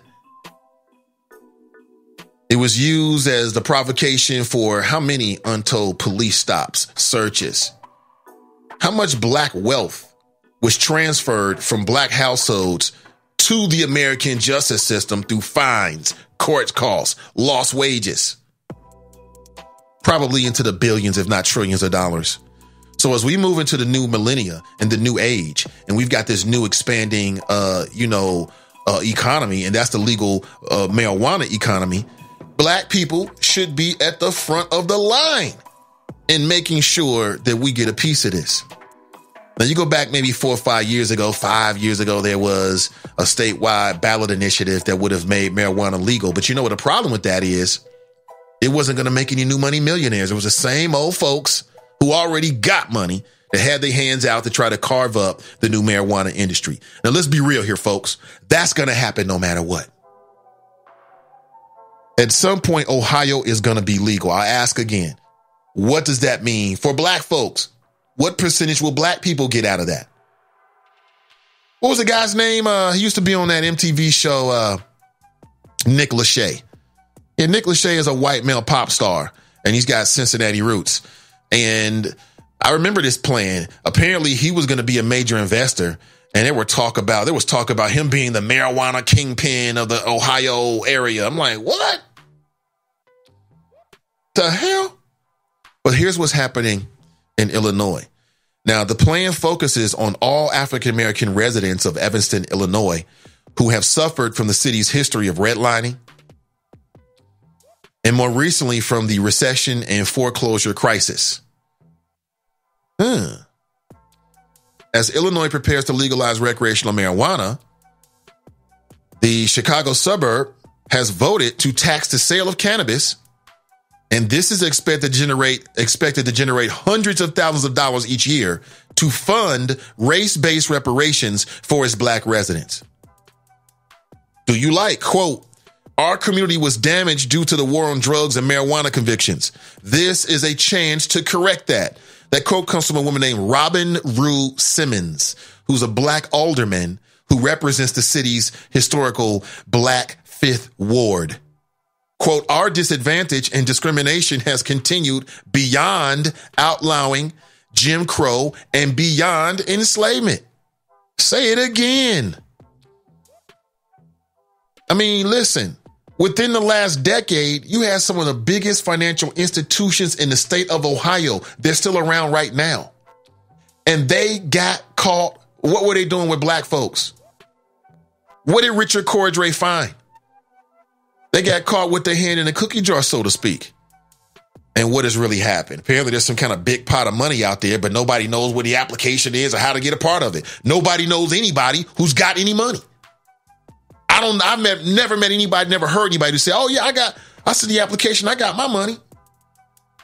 The plan stems from the idea that African Americans should disproportionately benefit from the sale of cannabis. Oh, I love this thinking. I mean, the idea that black people should disproportionately benefit, right? Because we hear about the disparities in black people on the negative. Well, the only way to change that is to create systems in which black people, African Americans, disproportionately benefit. But when you start doing that, people want to say racism. Will this idea get caught up in the courts? Will some white resident allege that this is reverse racism? Oh, reverse racism. What the does that mean? What does that mean exactly? I love the concept. And I love to see something like this be put in place in the greater Cincinnati area. In fact, they should do this wherever marijuana is going to be legal. This concept is morally, ethically, in line. Morally, this is what should be happening across the nation. Is that you don't have a lot of new economies and new industries that come along. New industries just don't just show up every day. You just can't shake a tree and there's a brand new industry. The legalization of marijuana should be looked upon as reparations. When we go legal here in Ohio, it should disproportionately benefit black people. Because for decades, it disproportionately did not benefit black people. You follow me on that? You feel me on that? Tell me I'm wrong. Tell me I'm right. 513-873-7134. This should be a part of the template. I'm not saying that I have all the details on how it works, and I'm not saying that anything is perfect, but I think that intellectually, morally, ethically, and all the leads that make my point, this is the right direction to go in. You know what I'm saying? You don't want to come up with national plan for reparations? Okay, great. We're going to take a piece of this new industry right here, because I'm here to tell you folks, Americans love their drugs. They want to squeeze and hold their drugs like a pillow at night. It feels so good. Americans love their drugs. They love their alcohol. Americans love their pills, although we're not talking about pills. America loves they love their intravenous drugs. And America loves marijuana. Americans love cannabis. And even if you don't like to inhale, to imbibe cannabis, I'm going to tell you one thing right now. You can take this to the bank. Americans they love to eat cannabis. Man, you go somewhere and somebody said they got some gummy worms. And you're like, what kind of gummy worms? Oh, those kind of gummy worms? People start smiling. All you see is teeth. All you see is teeth, because they're about to get some THC gummy worms. That's going to be big money. And I think that black people should be at the tip of the spear. But what do you think? Let's go to the phones. Good morning. Welcome to the show. Guy, how you doing? I'm doing great. Yeah, it's been a little minute. How you been? Okay? Been the family? Yeah, everybody's great, man. How about yourself? I can't complain. I had a family member with who had a little what do you call that? They had a medical ailment, and I'm kind of, being the youngest with no children living with me, I had to step up. Okay. Well, I appreciate it, man. Respect it. Yes. But yes, for those who don't know, this is Fame, a.k.a. the conceited bastard, a.k.a. Bay O. Wolf, a.k.a. Hacksaw Jim Thuggin, a.k.a. Michael Snackson.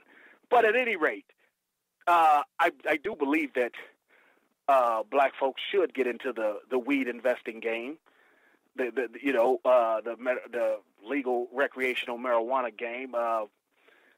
Right now, there seems to be some barriers to entries for us. I mean, Calvin Johnson, the former wide receiver for the Detroit Lions, was denied a pass or a license because of a not even drug-related charge. Like he missed court in Atlanta, and they denied him. Like, really?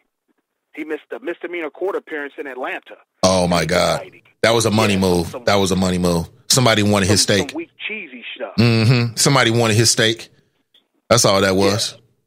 But as we come to the end of 2019, I would pardon me. Yeah, bless you. I would like to say that this year will be the year that is defined. 2019 was defined by the horrible black mother. We had the incident at the Kroger on Mitchell. Then the newspaper coverage later where they was both in there without their hair done. Then we had the incident out in Springfield Township, Mount Healthy. You had that lady on your show, didn't you? I had her mother on the show, yeah. Exactly. Then there was the incident with a woman beating the hell out of her son at school. Everybody's taping it.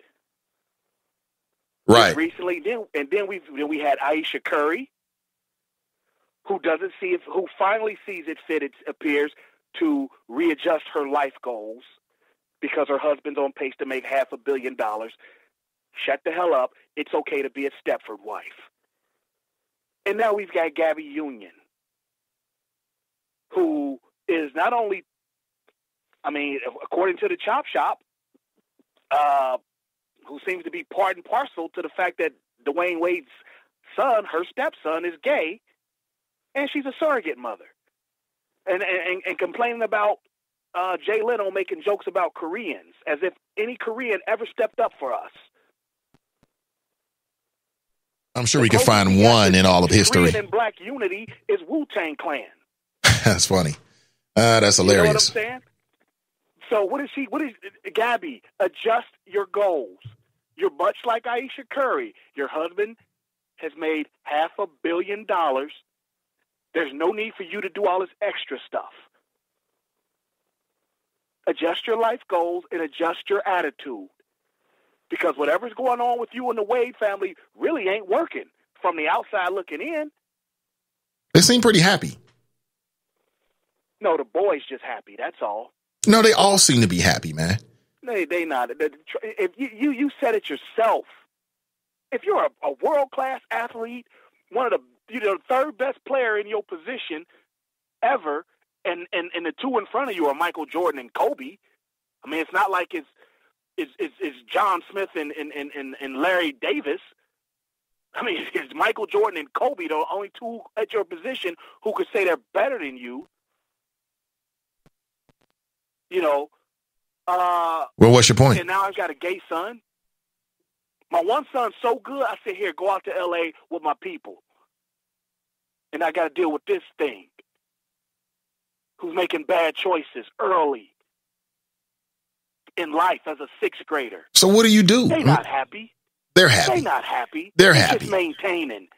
And besides, having made $500 million over the course of the last 15, 20 years, ain't too many things that's going to upset me on that.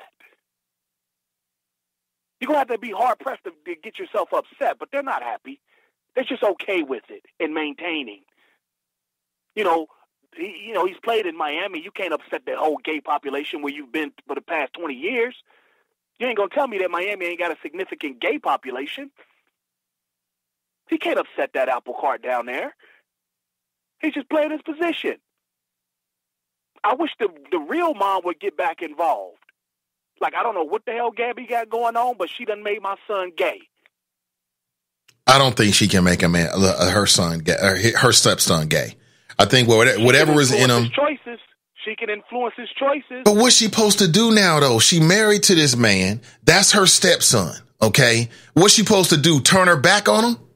She can't turn her back on him. Readjust her goals and be the caretaker of the home, and tell him, what's his name? Zaire, Dwayne Jr., whatever his name is. Zion. Hey, boy, it's not proper to wear fingernails like that.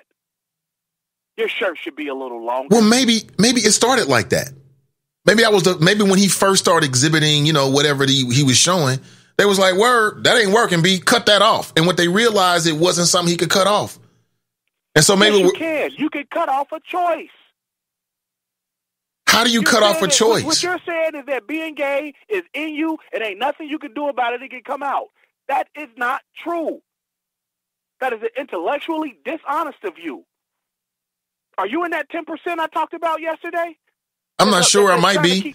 I might be proudly, but we don't. I think the jury is still out. It's really, to me, it's not. The jury is not still out. I think the jury is still out for some people. For me, it's not. And that is, I don't believe that it's nature. I think it's nurture. It's who you are. Now, can nature impact you? Sure. But there's some people that's just what they gay. He's transgender. That's just how he is. Nathan, when you woke up today, you had choices. You put your feet on the floor. You said, I'm going to do the best goddamn show I can for my fans that's been riding with me for 3 years. Putting another man's penis in your mouth was not a part of the choices, was it? I mean, that's a completely unfair scenario right there. You had a choice to make. Yeah, I never had it. But let me okay, so let me flip it then. Let me flip it. And we're going back because I now remember we had this conversation before and it ended when I brought this up. So let's see where we go today. When did you choose to be heterosexual? How old were you? I was probably in the first or second grade at Roe Hill. We took a trip to Covedale Cinemas to see a movie, and the way they had those women dressed, nowadays looking back, it was very inappropriate, but one of them I saw side boob, and I saw plenty of thigh. And you knew right then. And you knew right then. So before that, you don't know what you were. As a first grader, I'm pretty sure I was never, I'm about certain, going back 37 years, first grade, that I never found a man attractive. Yeah, but what you just described was not a choice. It was a feeling inside of you that you had when you were around certain visual stimuli. So you saw some thigh. That was a choice. I had the visual stimuli, and I made the choice to say, I want that. You made the choice or you felt it? I said I made a choice. Okay. So you had a choice. So what you're telling me is you had a choice between being heterosexual and being homosexual. Is that what you're and you chose to be heterosexual? Because to me, I never had a choice. I just always knew I like women. It was never a choice. I'm just that way. Choice. You have to choose to do that. No, the hell you don't. I never chose. Yeah. I never had an option. You chose women because it was the better option. No, I never had an option. You wanted a family and kids. You grew up around a family. No. You know, with elders. Listen, no. You can try to qualify it all you want to. I'm just telling you my personal experience, telling you that I never chose. I just am. Did you ever think about it? Were you I never thought about it. I never thought about it. Because the choice was already made within you. No. I want a woman. No, because I am who I am, the way I was born. And so as I was around, as I got older and went through puberty and saw the opposite sex, it was instant attraction. It was, this is natural for me. Yes, pubic hairs and taco meat on somebody's chest from gym class wasn't turning you on. It was the side boob. It was the side. Yes, you are correct. That was not turning me on. I know what the hell you were saying at first. I didn't know what the right answer was. That's hilarious. But you made a choice to figure out the right answer, just like you did in life. Man. Figured out the right answer would be to marry a woman and not crave ding-a-ling. So before that day, you were on the fence about your sexuality. You could have went either way. You could have went gay. You could have went straight. And you chose to be straight. First grade, I wasn't thinking about it. I was going home thinking, like, did my mama get me the new G.I. Joe man? You know, they just let off a Refrigerator Perry G.I. Joe action figure. I need that. That's what I was thinking about until I saw those side boobs. And then your nurture kicked in. I need that in my life. And then your genetic code kicked in. And you realized who you were in that moment sexually. I get it. I don't know about that. I think blood just might have ran to my shaft. Same thing. Same thing. You know. Same thing. Yeah, so Gabrielle maybe it works Union. the same way with somebody gay. Maybe this young man he saw some man boob or whatever the hell you want to call it. He saw a dude somewhere and was like, I'm feeling something. I'm attracted to him. And as he searched his feelings, he realized he was gay.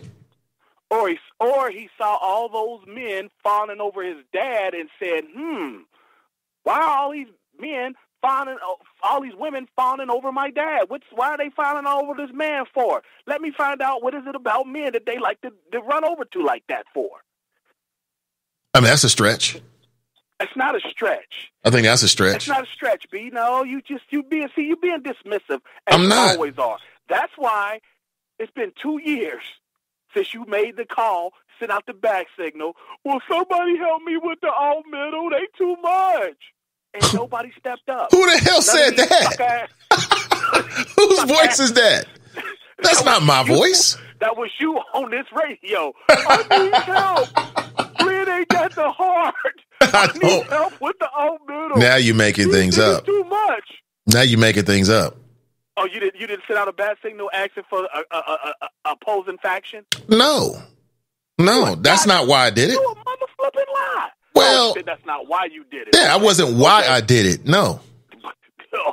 But you did send out a back signal. No, I simply need somebody to take out the alt middle. In the interest of provoking and instigating drama and conversation inside the chop shop, I just simply said that perhaps there will be other factions that posse up inside the chop shop. That's what I said.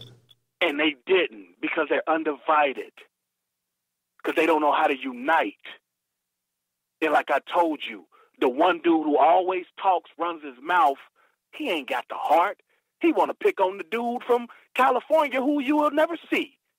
But the people he might cross in Walmart, Chick-fil-A, you know, a Reds game or something, he don't want no part of because, I'm going to be in his face, scowling and grimacing at him. He don't want that. He ain't ready for that. He ain't ready for that pressure. I don't think anybody wants that, quite honestly. He don't want that. Right. They don't I don't think nobody wants that. No, you're right about that. Nobody wants that. Nobody wants you in their face, snarling and being nasty when they in Chick-fil-A. You're right about that. Because like I told you before, when we debate, I'm going to beat him so bad that I'm going to be sitting in the car with him. My ghost will be sitting in the car with him everywhere he go for the next year. I'm not so sure about that. Should have never stepped to fame. I'm not so sure about that.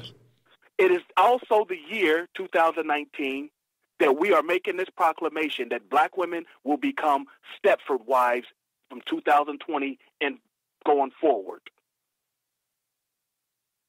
Because why would we want to do something like that? Because we're the only society that's defined by its youth and led by a matriarch. And look where we at. Look where we at. It's time to flip the script. The bullshit is over. Well, that's good to know, man. So the bull is over. It's time to go back to being Stepford wives. Let your husband's natural, your man's natural inclination and inherent desire to lead and conquer. We're going to, women are going to let it manifest.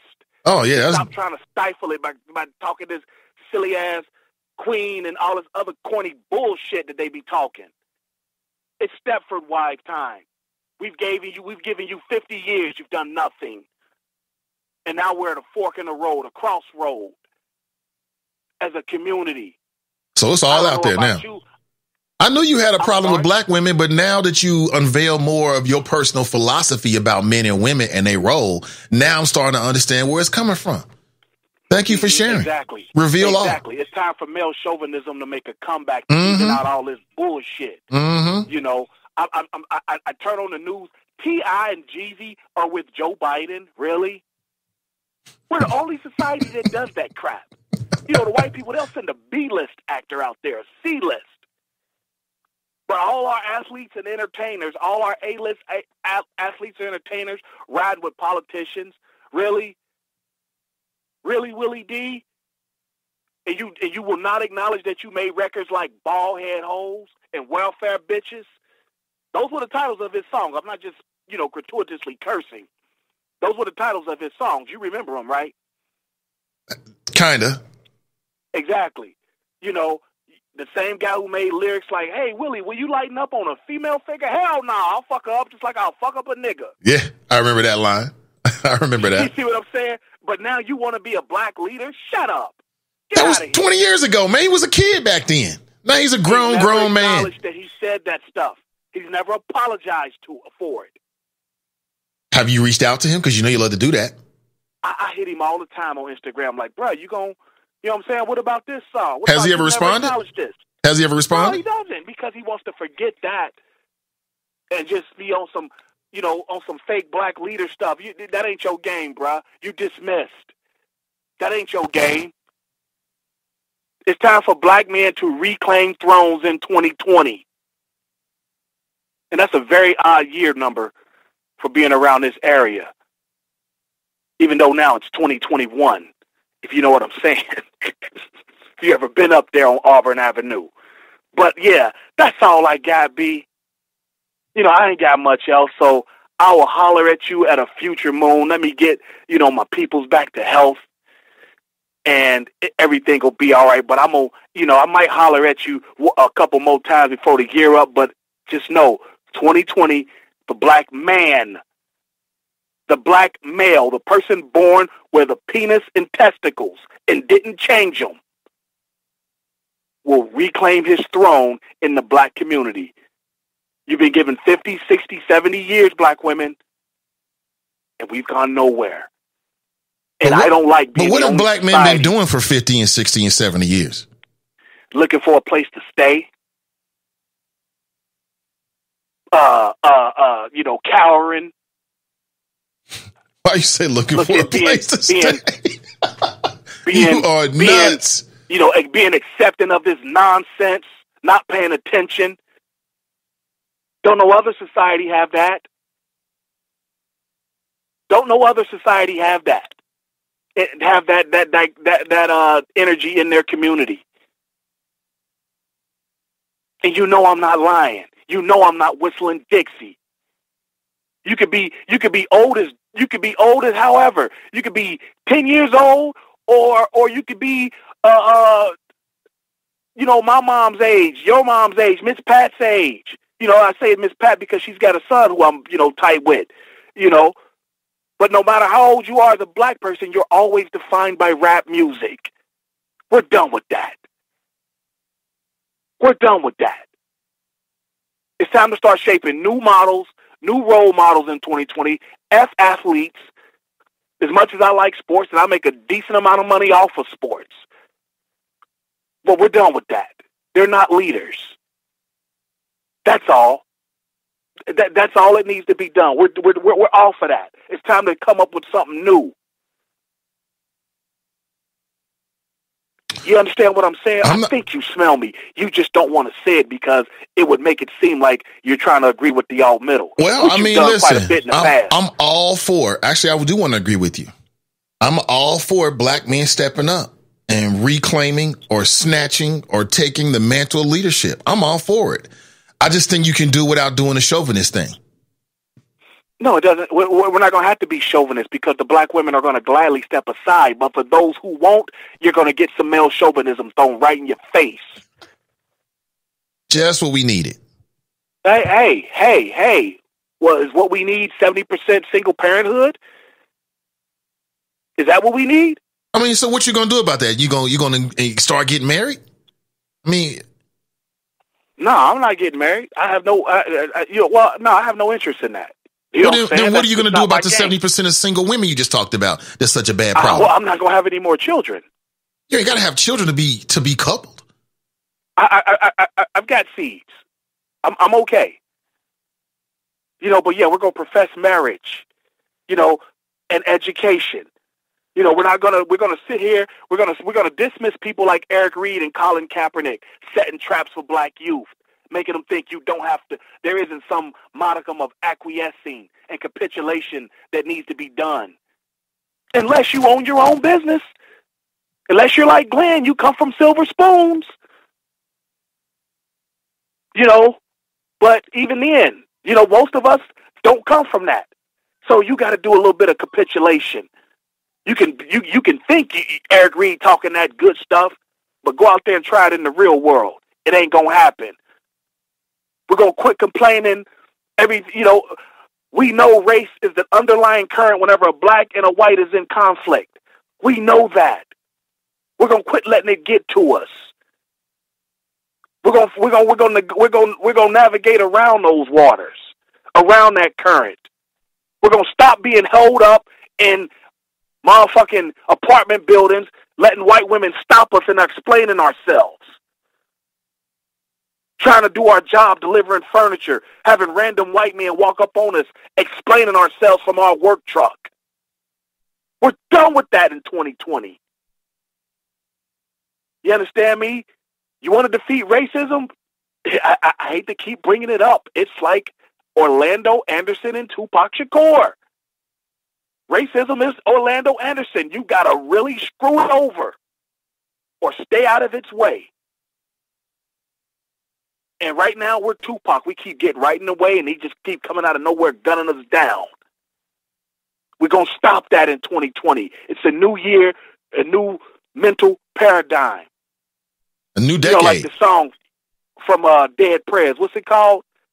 On My Regiment or whatever. I forget what it was called. But yeah, Back on My Regiment. We're on that now. Back on My Regiment, one of my favorite songs. We're coming up with a new regiment. The old tired way is done.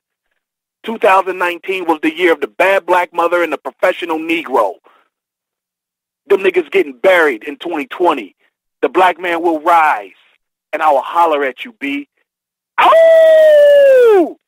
Oh, man, I've got to rack them. But there was a lot of trouble. I got a lot of problems with what he said. Oh, man. Oh, my God, this man. Well, listen, man, I mean, if there's something that's going to be positive for the community, ultimately, I'm all for it.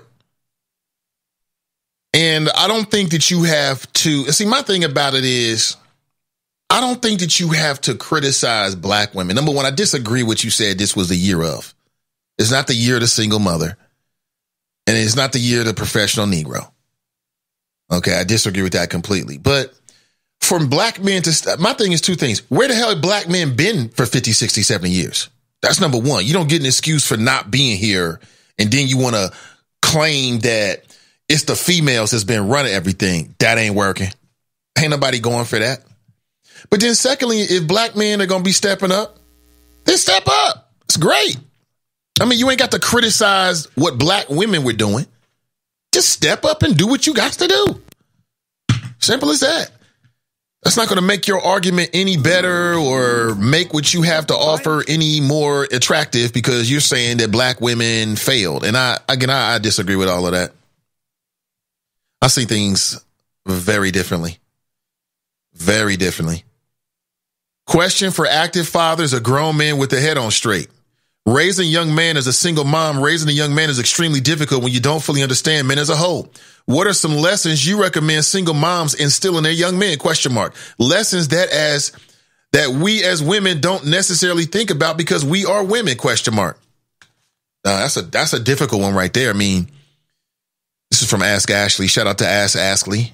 Ask Ashley. Of course, she does her show on Mondays. This Monday Night Juice. See, real quick here. I don't know how I'll have to sit on that one. I'll come back. Hey, good morning, Sakina. Good morning, everybody. Thank you for being here. Appreciate it. That's a tough one. Here you are, a single woman raising a young boy. And you don't have testicles. You don't have a penis. You don't have no testosterone. You all you have to go on is what you were taught and what you see are best practices. That's a tough situation right there. Because I could never give my kids what my wife gives my children. She gives them something I can't give them. It's her voice. It's the way that she smells. It's the way that she feels. It's a woman. It's a mother. And I see it. And then my wife could never give my kids what I give to them because I'm a man. And I look at things like a man. I approach things like a man. I couldn't teach her how to be me. And she can't teach me how to be her. You know, I'm going to tell you one thing. And I don't criticize nobody for the way they raise their kids. Because I'm not a judgmental person like that. I'm a live and let live kind of person. But, you know, having been with this woman for these years and having 2 kids with her, I'm just telling you, that's just the way it's supposed to be. You know, mom and dad in the house. I don't care if you're married, but in the house with the kids. When we're all together, it just feels like the pieces in a puzzle all come together. When it's good, it feels like the pieces in the puzzle all come together and we got all the pieces and we can put the puzzle together. And without me, it ain't the same. Without her, it is not the same. It's nowhere near the same. It's nowhere near the same. For me, for us, and for our children. But that's for another day. I'm on Facebook. Kelly Prather writes, wow, I just heard the FOP president, Dan Hills, is planning to run for Hamilton County Commissioner. Driehaus seat. He plans to make his announcement tomorrow. I think she posted that yesterday. I was on Facebook, on Dan Hill's Facebook page, or at least to support the Blue in Cincy. And I'm looking at it right now. And he posted it. I'm not able to, I can see it, but I'm not able to post anything in here because they blocked me, because I would have let Dan Hills know about himself right in this little support in Blue Cincy. Fuck that group. I don't give a damn. I'm just going to keep it real at all times, but I can't. And maybe that's a good thing. But let me read just a little bit of this. Who knows? I mean, Dan Hills might be a serious candidate. He might win. I don't know. He writes, dear fellow Hamilton County residents, I would say Hamilton County residents is bigger than just a support in Blue Facebook page. Believe it or not. I know they got like 13,000 people in here and all, but I mean, this ain't everybody. He got 797 likes. That goes to show you right there that while you might have something to say and I might have something to say, or you might feel some way, that Dan Hills obviously has a lot of support in the community. It may not be the black community. It may not be your community, but we can't overlook this. I don't think that Dan Hills should be overlooked as a candidate. I don't think that at all. Not even a little bit. He writes, one of the most difficult stresses to being a police officer in Hamilton County is to witness the absolute failing of the criminal justice system. Police officers in the city of Cincinnati and throughout Hamilton County are working each day to keep Hamilton County a safe place to live, work, and enjoy. He writes, unfortunately, police officers are witness are witness to the revolving door of our county justice system. Offenders go underpunished or not punished at all. Addicted offenders walk away from mandated treatment because they cannot be held for lack of adequate space in our system. Worst of all, innocent people are victimized by individuals who should still be serving sentences on previous offenses. Our justice center is inadequate, overcrowded, and in disrepair. Okay. I'm not going to read all of it. He writes, recently the Board of Commissioners unanimously extended a museum center 0.25% sales tax that was due to expire. This extension was without consent of the public or voters. They did the same thing in 2018, only to be rebuffed by a petition effort. I am baffled how our county officials can take money from our pockets and ignore the failure of the system that is responsible for public safety. Okay. Well, he's got his platform there. He's running as a disruptor. That's what he's running as. He's running as a disruptor. And again, I mean, I'm just not in the same community, so I don't have any sense to gauge it. I mean, if I'm just looking at this, 797, I mean, over 100 shares. I mean, okay, that's cool. I see some of the people that have shared it is Women for Trump, Ohio Cops for Trump. Let me see, Anderson Tea Party. That's right. The Tea Party is still here. Do black people have a Tea Party? You know me, man. I'm consistent. Like, I can pretty much tell you what I'm going to do in almost any scenario before I get to it, because I know me. And when the Tea Party was so successful, I went on the air and I told people that black people should start their own Tea Party. Start your own Tea Party. If they can do it, we can do it. If they can do it, you can do it. And, of course, that never materialized. Not really. People was running around here dressed like George Washington in 1776 and all this kind of stuff. So there it is. So Dan Hills is going to be running against Denise Driehaus. And I'll be honest with you. I mean, in terms of politics, I mean, we need competition. I mean, I think that one thing that'll come out of this is a clash of ideas. You know, the Driehaus will be challenged. And we'll get a chance to see who has the better ideas. That's it. And that's it. And I'll do my part to play the role that we play. And that is to give you an unfiltered interview where we can kind of assess who these individuals are as people and assess the quality of the ideas that they are espousing. Hold on here. I'm getting crazy text messages. Yes, they did. Absolutely, they did. Sending text messages right now. Okay, great. Got it. Great. Cool. That works. Sorry. Let me see. He writes, I'm reading from Dan Hills. Dan Hills is the president of the Fraternal Order of Police in Cincinnati. And he has now announced that he's running for Hamilton County Commissioner. So I was reading through the blurb that he posted 19 hours ago. Did he post it on his personal page? Let me see here. He did not post it on his personal page. Now, you know, Dan Hills had a bit of tragedy. He's lost his daughter, which I'm very sympathetic about. I don't know the details. I think she was dealing with some health issues. She passed away. So that's just a terrible circumstance for a father to have to bury their daughter, right? No man should ever have to deal with that. Unfortunately, it is not a good thing. Not a good thing at all. All right, let me circle back around here. I see that Tracy, she writes, I stopped at marriage as a business. That's funny. Her future, the old lady in the supermarket with no husband, no kids, and a bus pass. Okay, maybe so. Barbara Hillary, the first black woman to reach the North and South Pole, passes away. Barbara Hillary. I didn't know that. Did not know that. Rest in power. As I said earlier, the FBI was warning that you have a device in your house, and they're warning American citizens that your smart TV could possibly be hacked, which will allow hackers basically to turn on, like, you know, the onboard camera and get a view inside of your home, and you don't even know it. Hackers can use smart TVs to spy on you and then to gain access to your home network. So if you got like your own little home internet network, you probably got a password or something like that. They can use that, circumvent that. And if you got other devices hooked up, maybe like a laptop or something, they can access your files. What? Through a smartphone? And the FBI issued this because yesterday was Cyber Monday and people were buying a lot of smart TVs.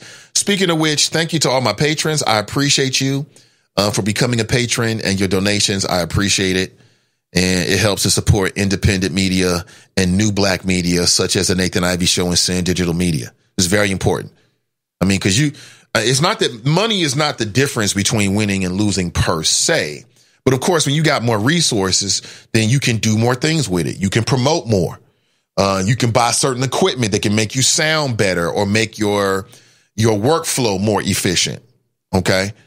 Better cameras, better microphones, things like that. Different systems and setups that allow you to be, as I said earlier, more efficient and more effective in what you're doing. See here.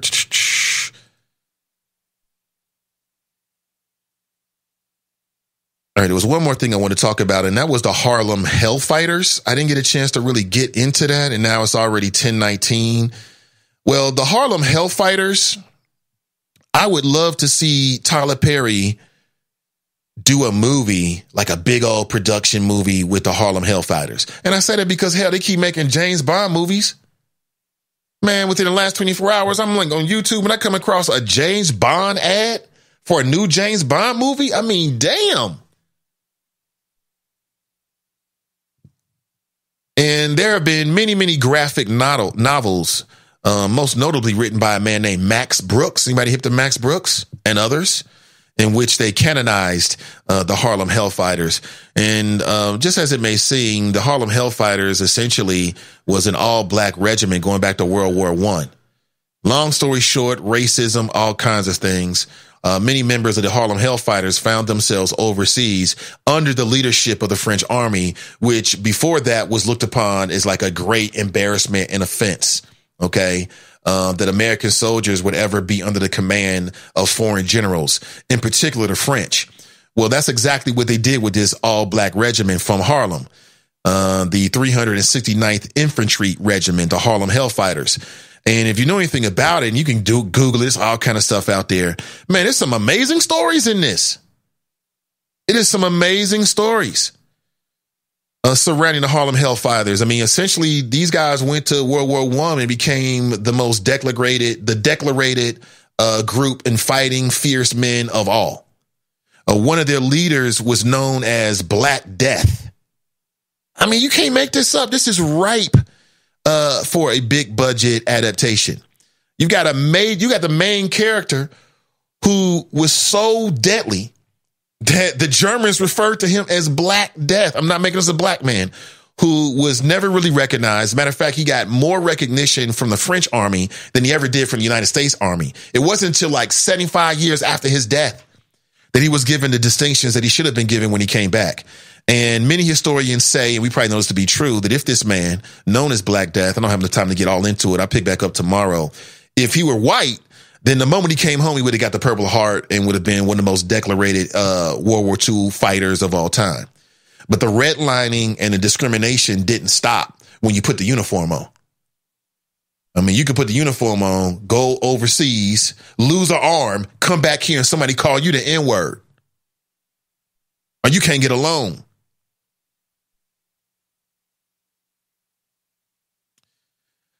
Let me see here. I would love to see it again. I think that'd be great. Or maybe like a Netflix kind of thing. You got Netflix and all these streaming services. Somebody should do the story of the Harlem Hellfighters. Maybe they get Will Smith.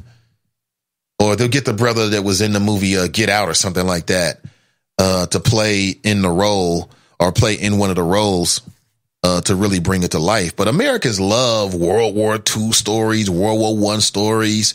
They'll mix in a love interest or something like that. You know what I'm saying? And they'll over dramatize it. And I think it'd be great. I think it'd be great. I'm not sure who they would get to play in some of the title roles. I'll leave that to people who are far more better than I am in that kind of situation. But Just real quick, I'll pick this back up tomorrow because my time is very, very short. And before I leave, and I want to end with reading your comments. What do you think about what we've been discussing today? Let me see. Kiramia's in the house. Black Russia writes, Winburn's running for treasurer, but I'm still writing him in for commish. Driehaus isn't an option. Right. So if he's running for treasurer, why are you going to write him in for commish? Why don't you just write for your boy? Why don't you just vote for your boy? Dan Hills. Colin Kaepernick writes, Fame said he going to call in about 45 minutes. Oh, now he's talking to himself about himself. Drop writes, why are the Democrats so worried about Mayor Pete Buttigieg not getting the black vote? ? Where's Barack Obama? Is Mayor Pete his guy? I don't know. Susan Collins is in trouble in her state. She hasn't bought into the Ukraine conspiracy theory. Is that right? Ray writes, let's see these people contort out of the pretzel twist when the social rhetoric is no longer applicable to stay. Mason Muller writes, making welfare a black thing is what Republicans do. That was part of the conservative Southern political strategy. This dude is gone. Black Russia writes, Tanika writes, doesn't make a lick of sense to me. Black and brown people aren't exclusively on government assistance, Warren County. We know that. Trump wants to give USDA food package. The package will not have fresh fruit or vegetables. Lowest black employment in history. That's why black people support Trump. What? Which black people support Trump? I don't know any black people that support Trump. At least they don't say they do anyway. More your comments. Mike Davis writes, drop. Why is Uncle Sam giving billions of our tax earnings away? $400 million to Ukraine, $105 million to Lebanon, billions to Israel, etc. But we cutting assistance to our own. It's our money. I'm with cutting waste, but feeding folk ain't first on the list for cuts, right? I think that if you create any kind of system, then human beings are going to take advantage of it. And you name it. If you create a system, then you're going to find some human beings that are going to try to abuse it and try to get over on the system. That's just the nature of things.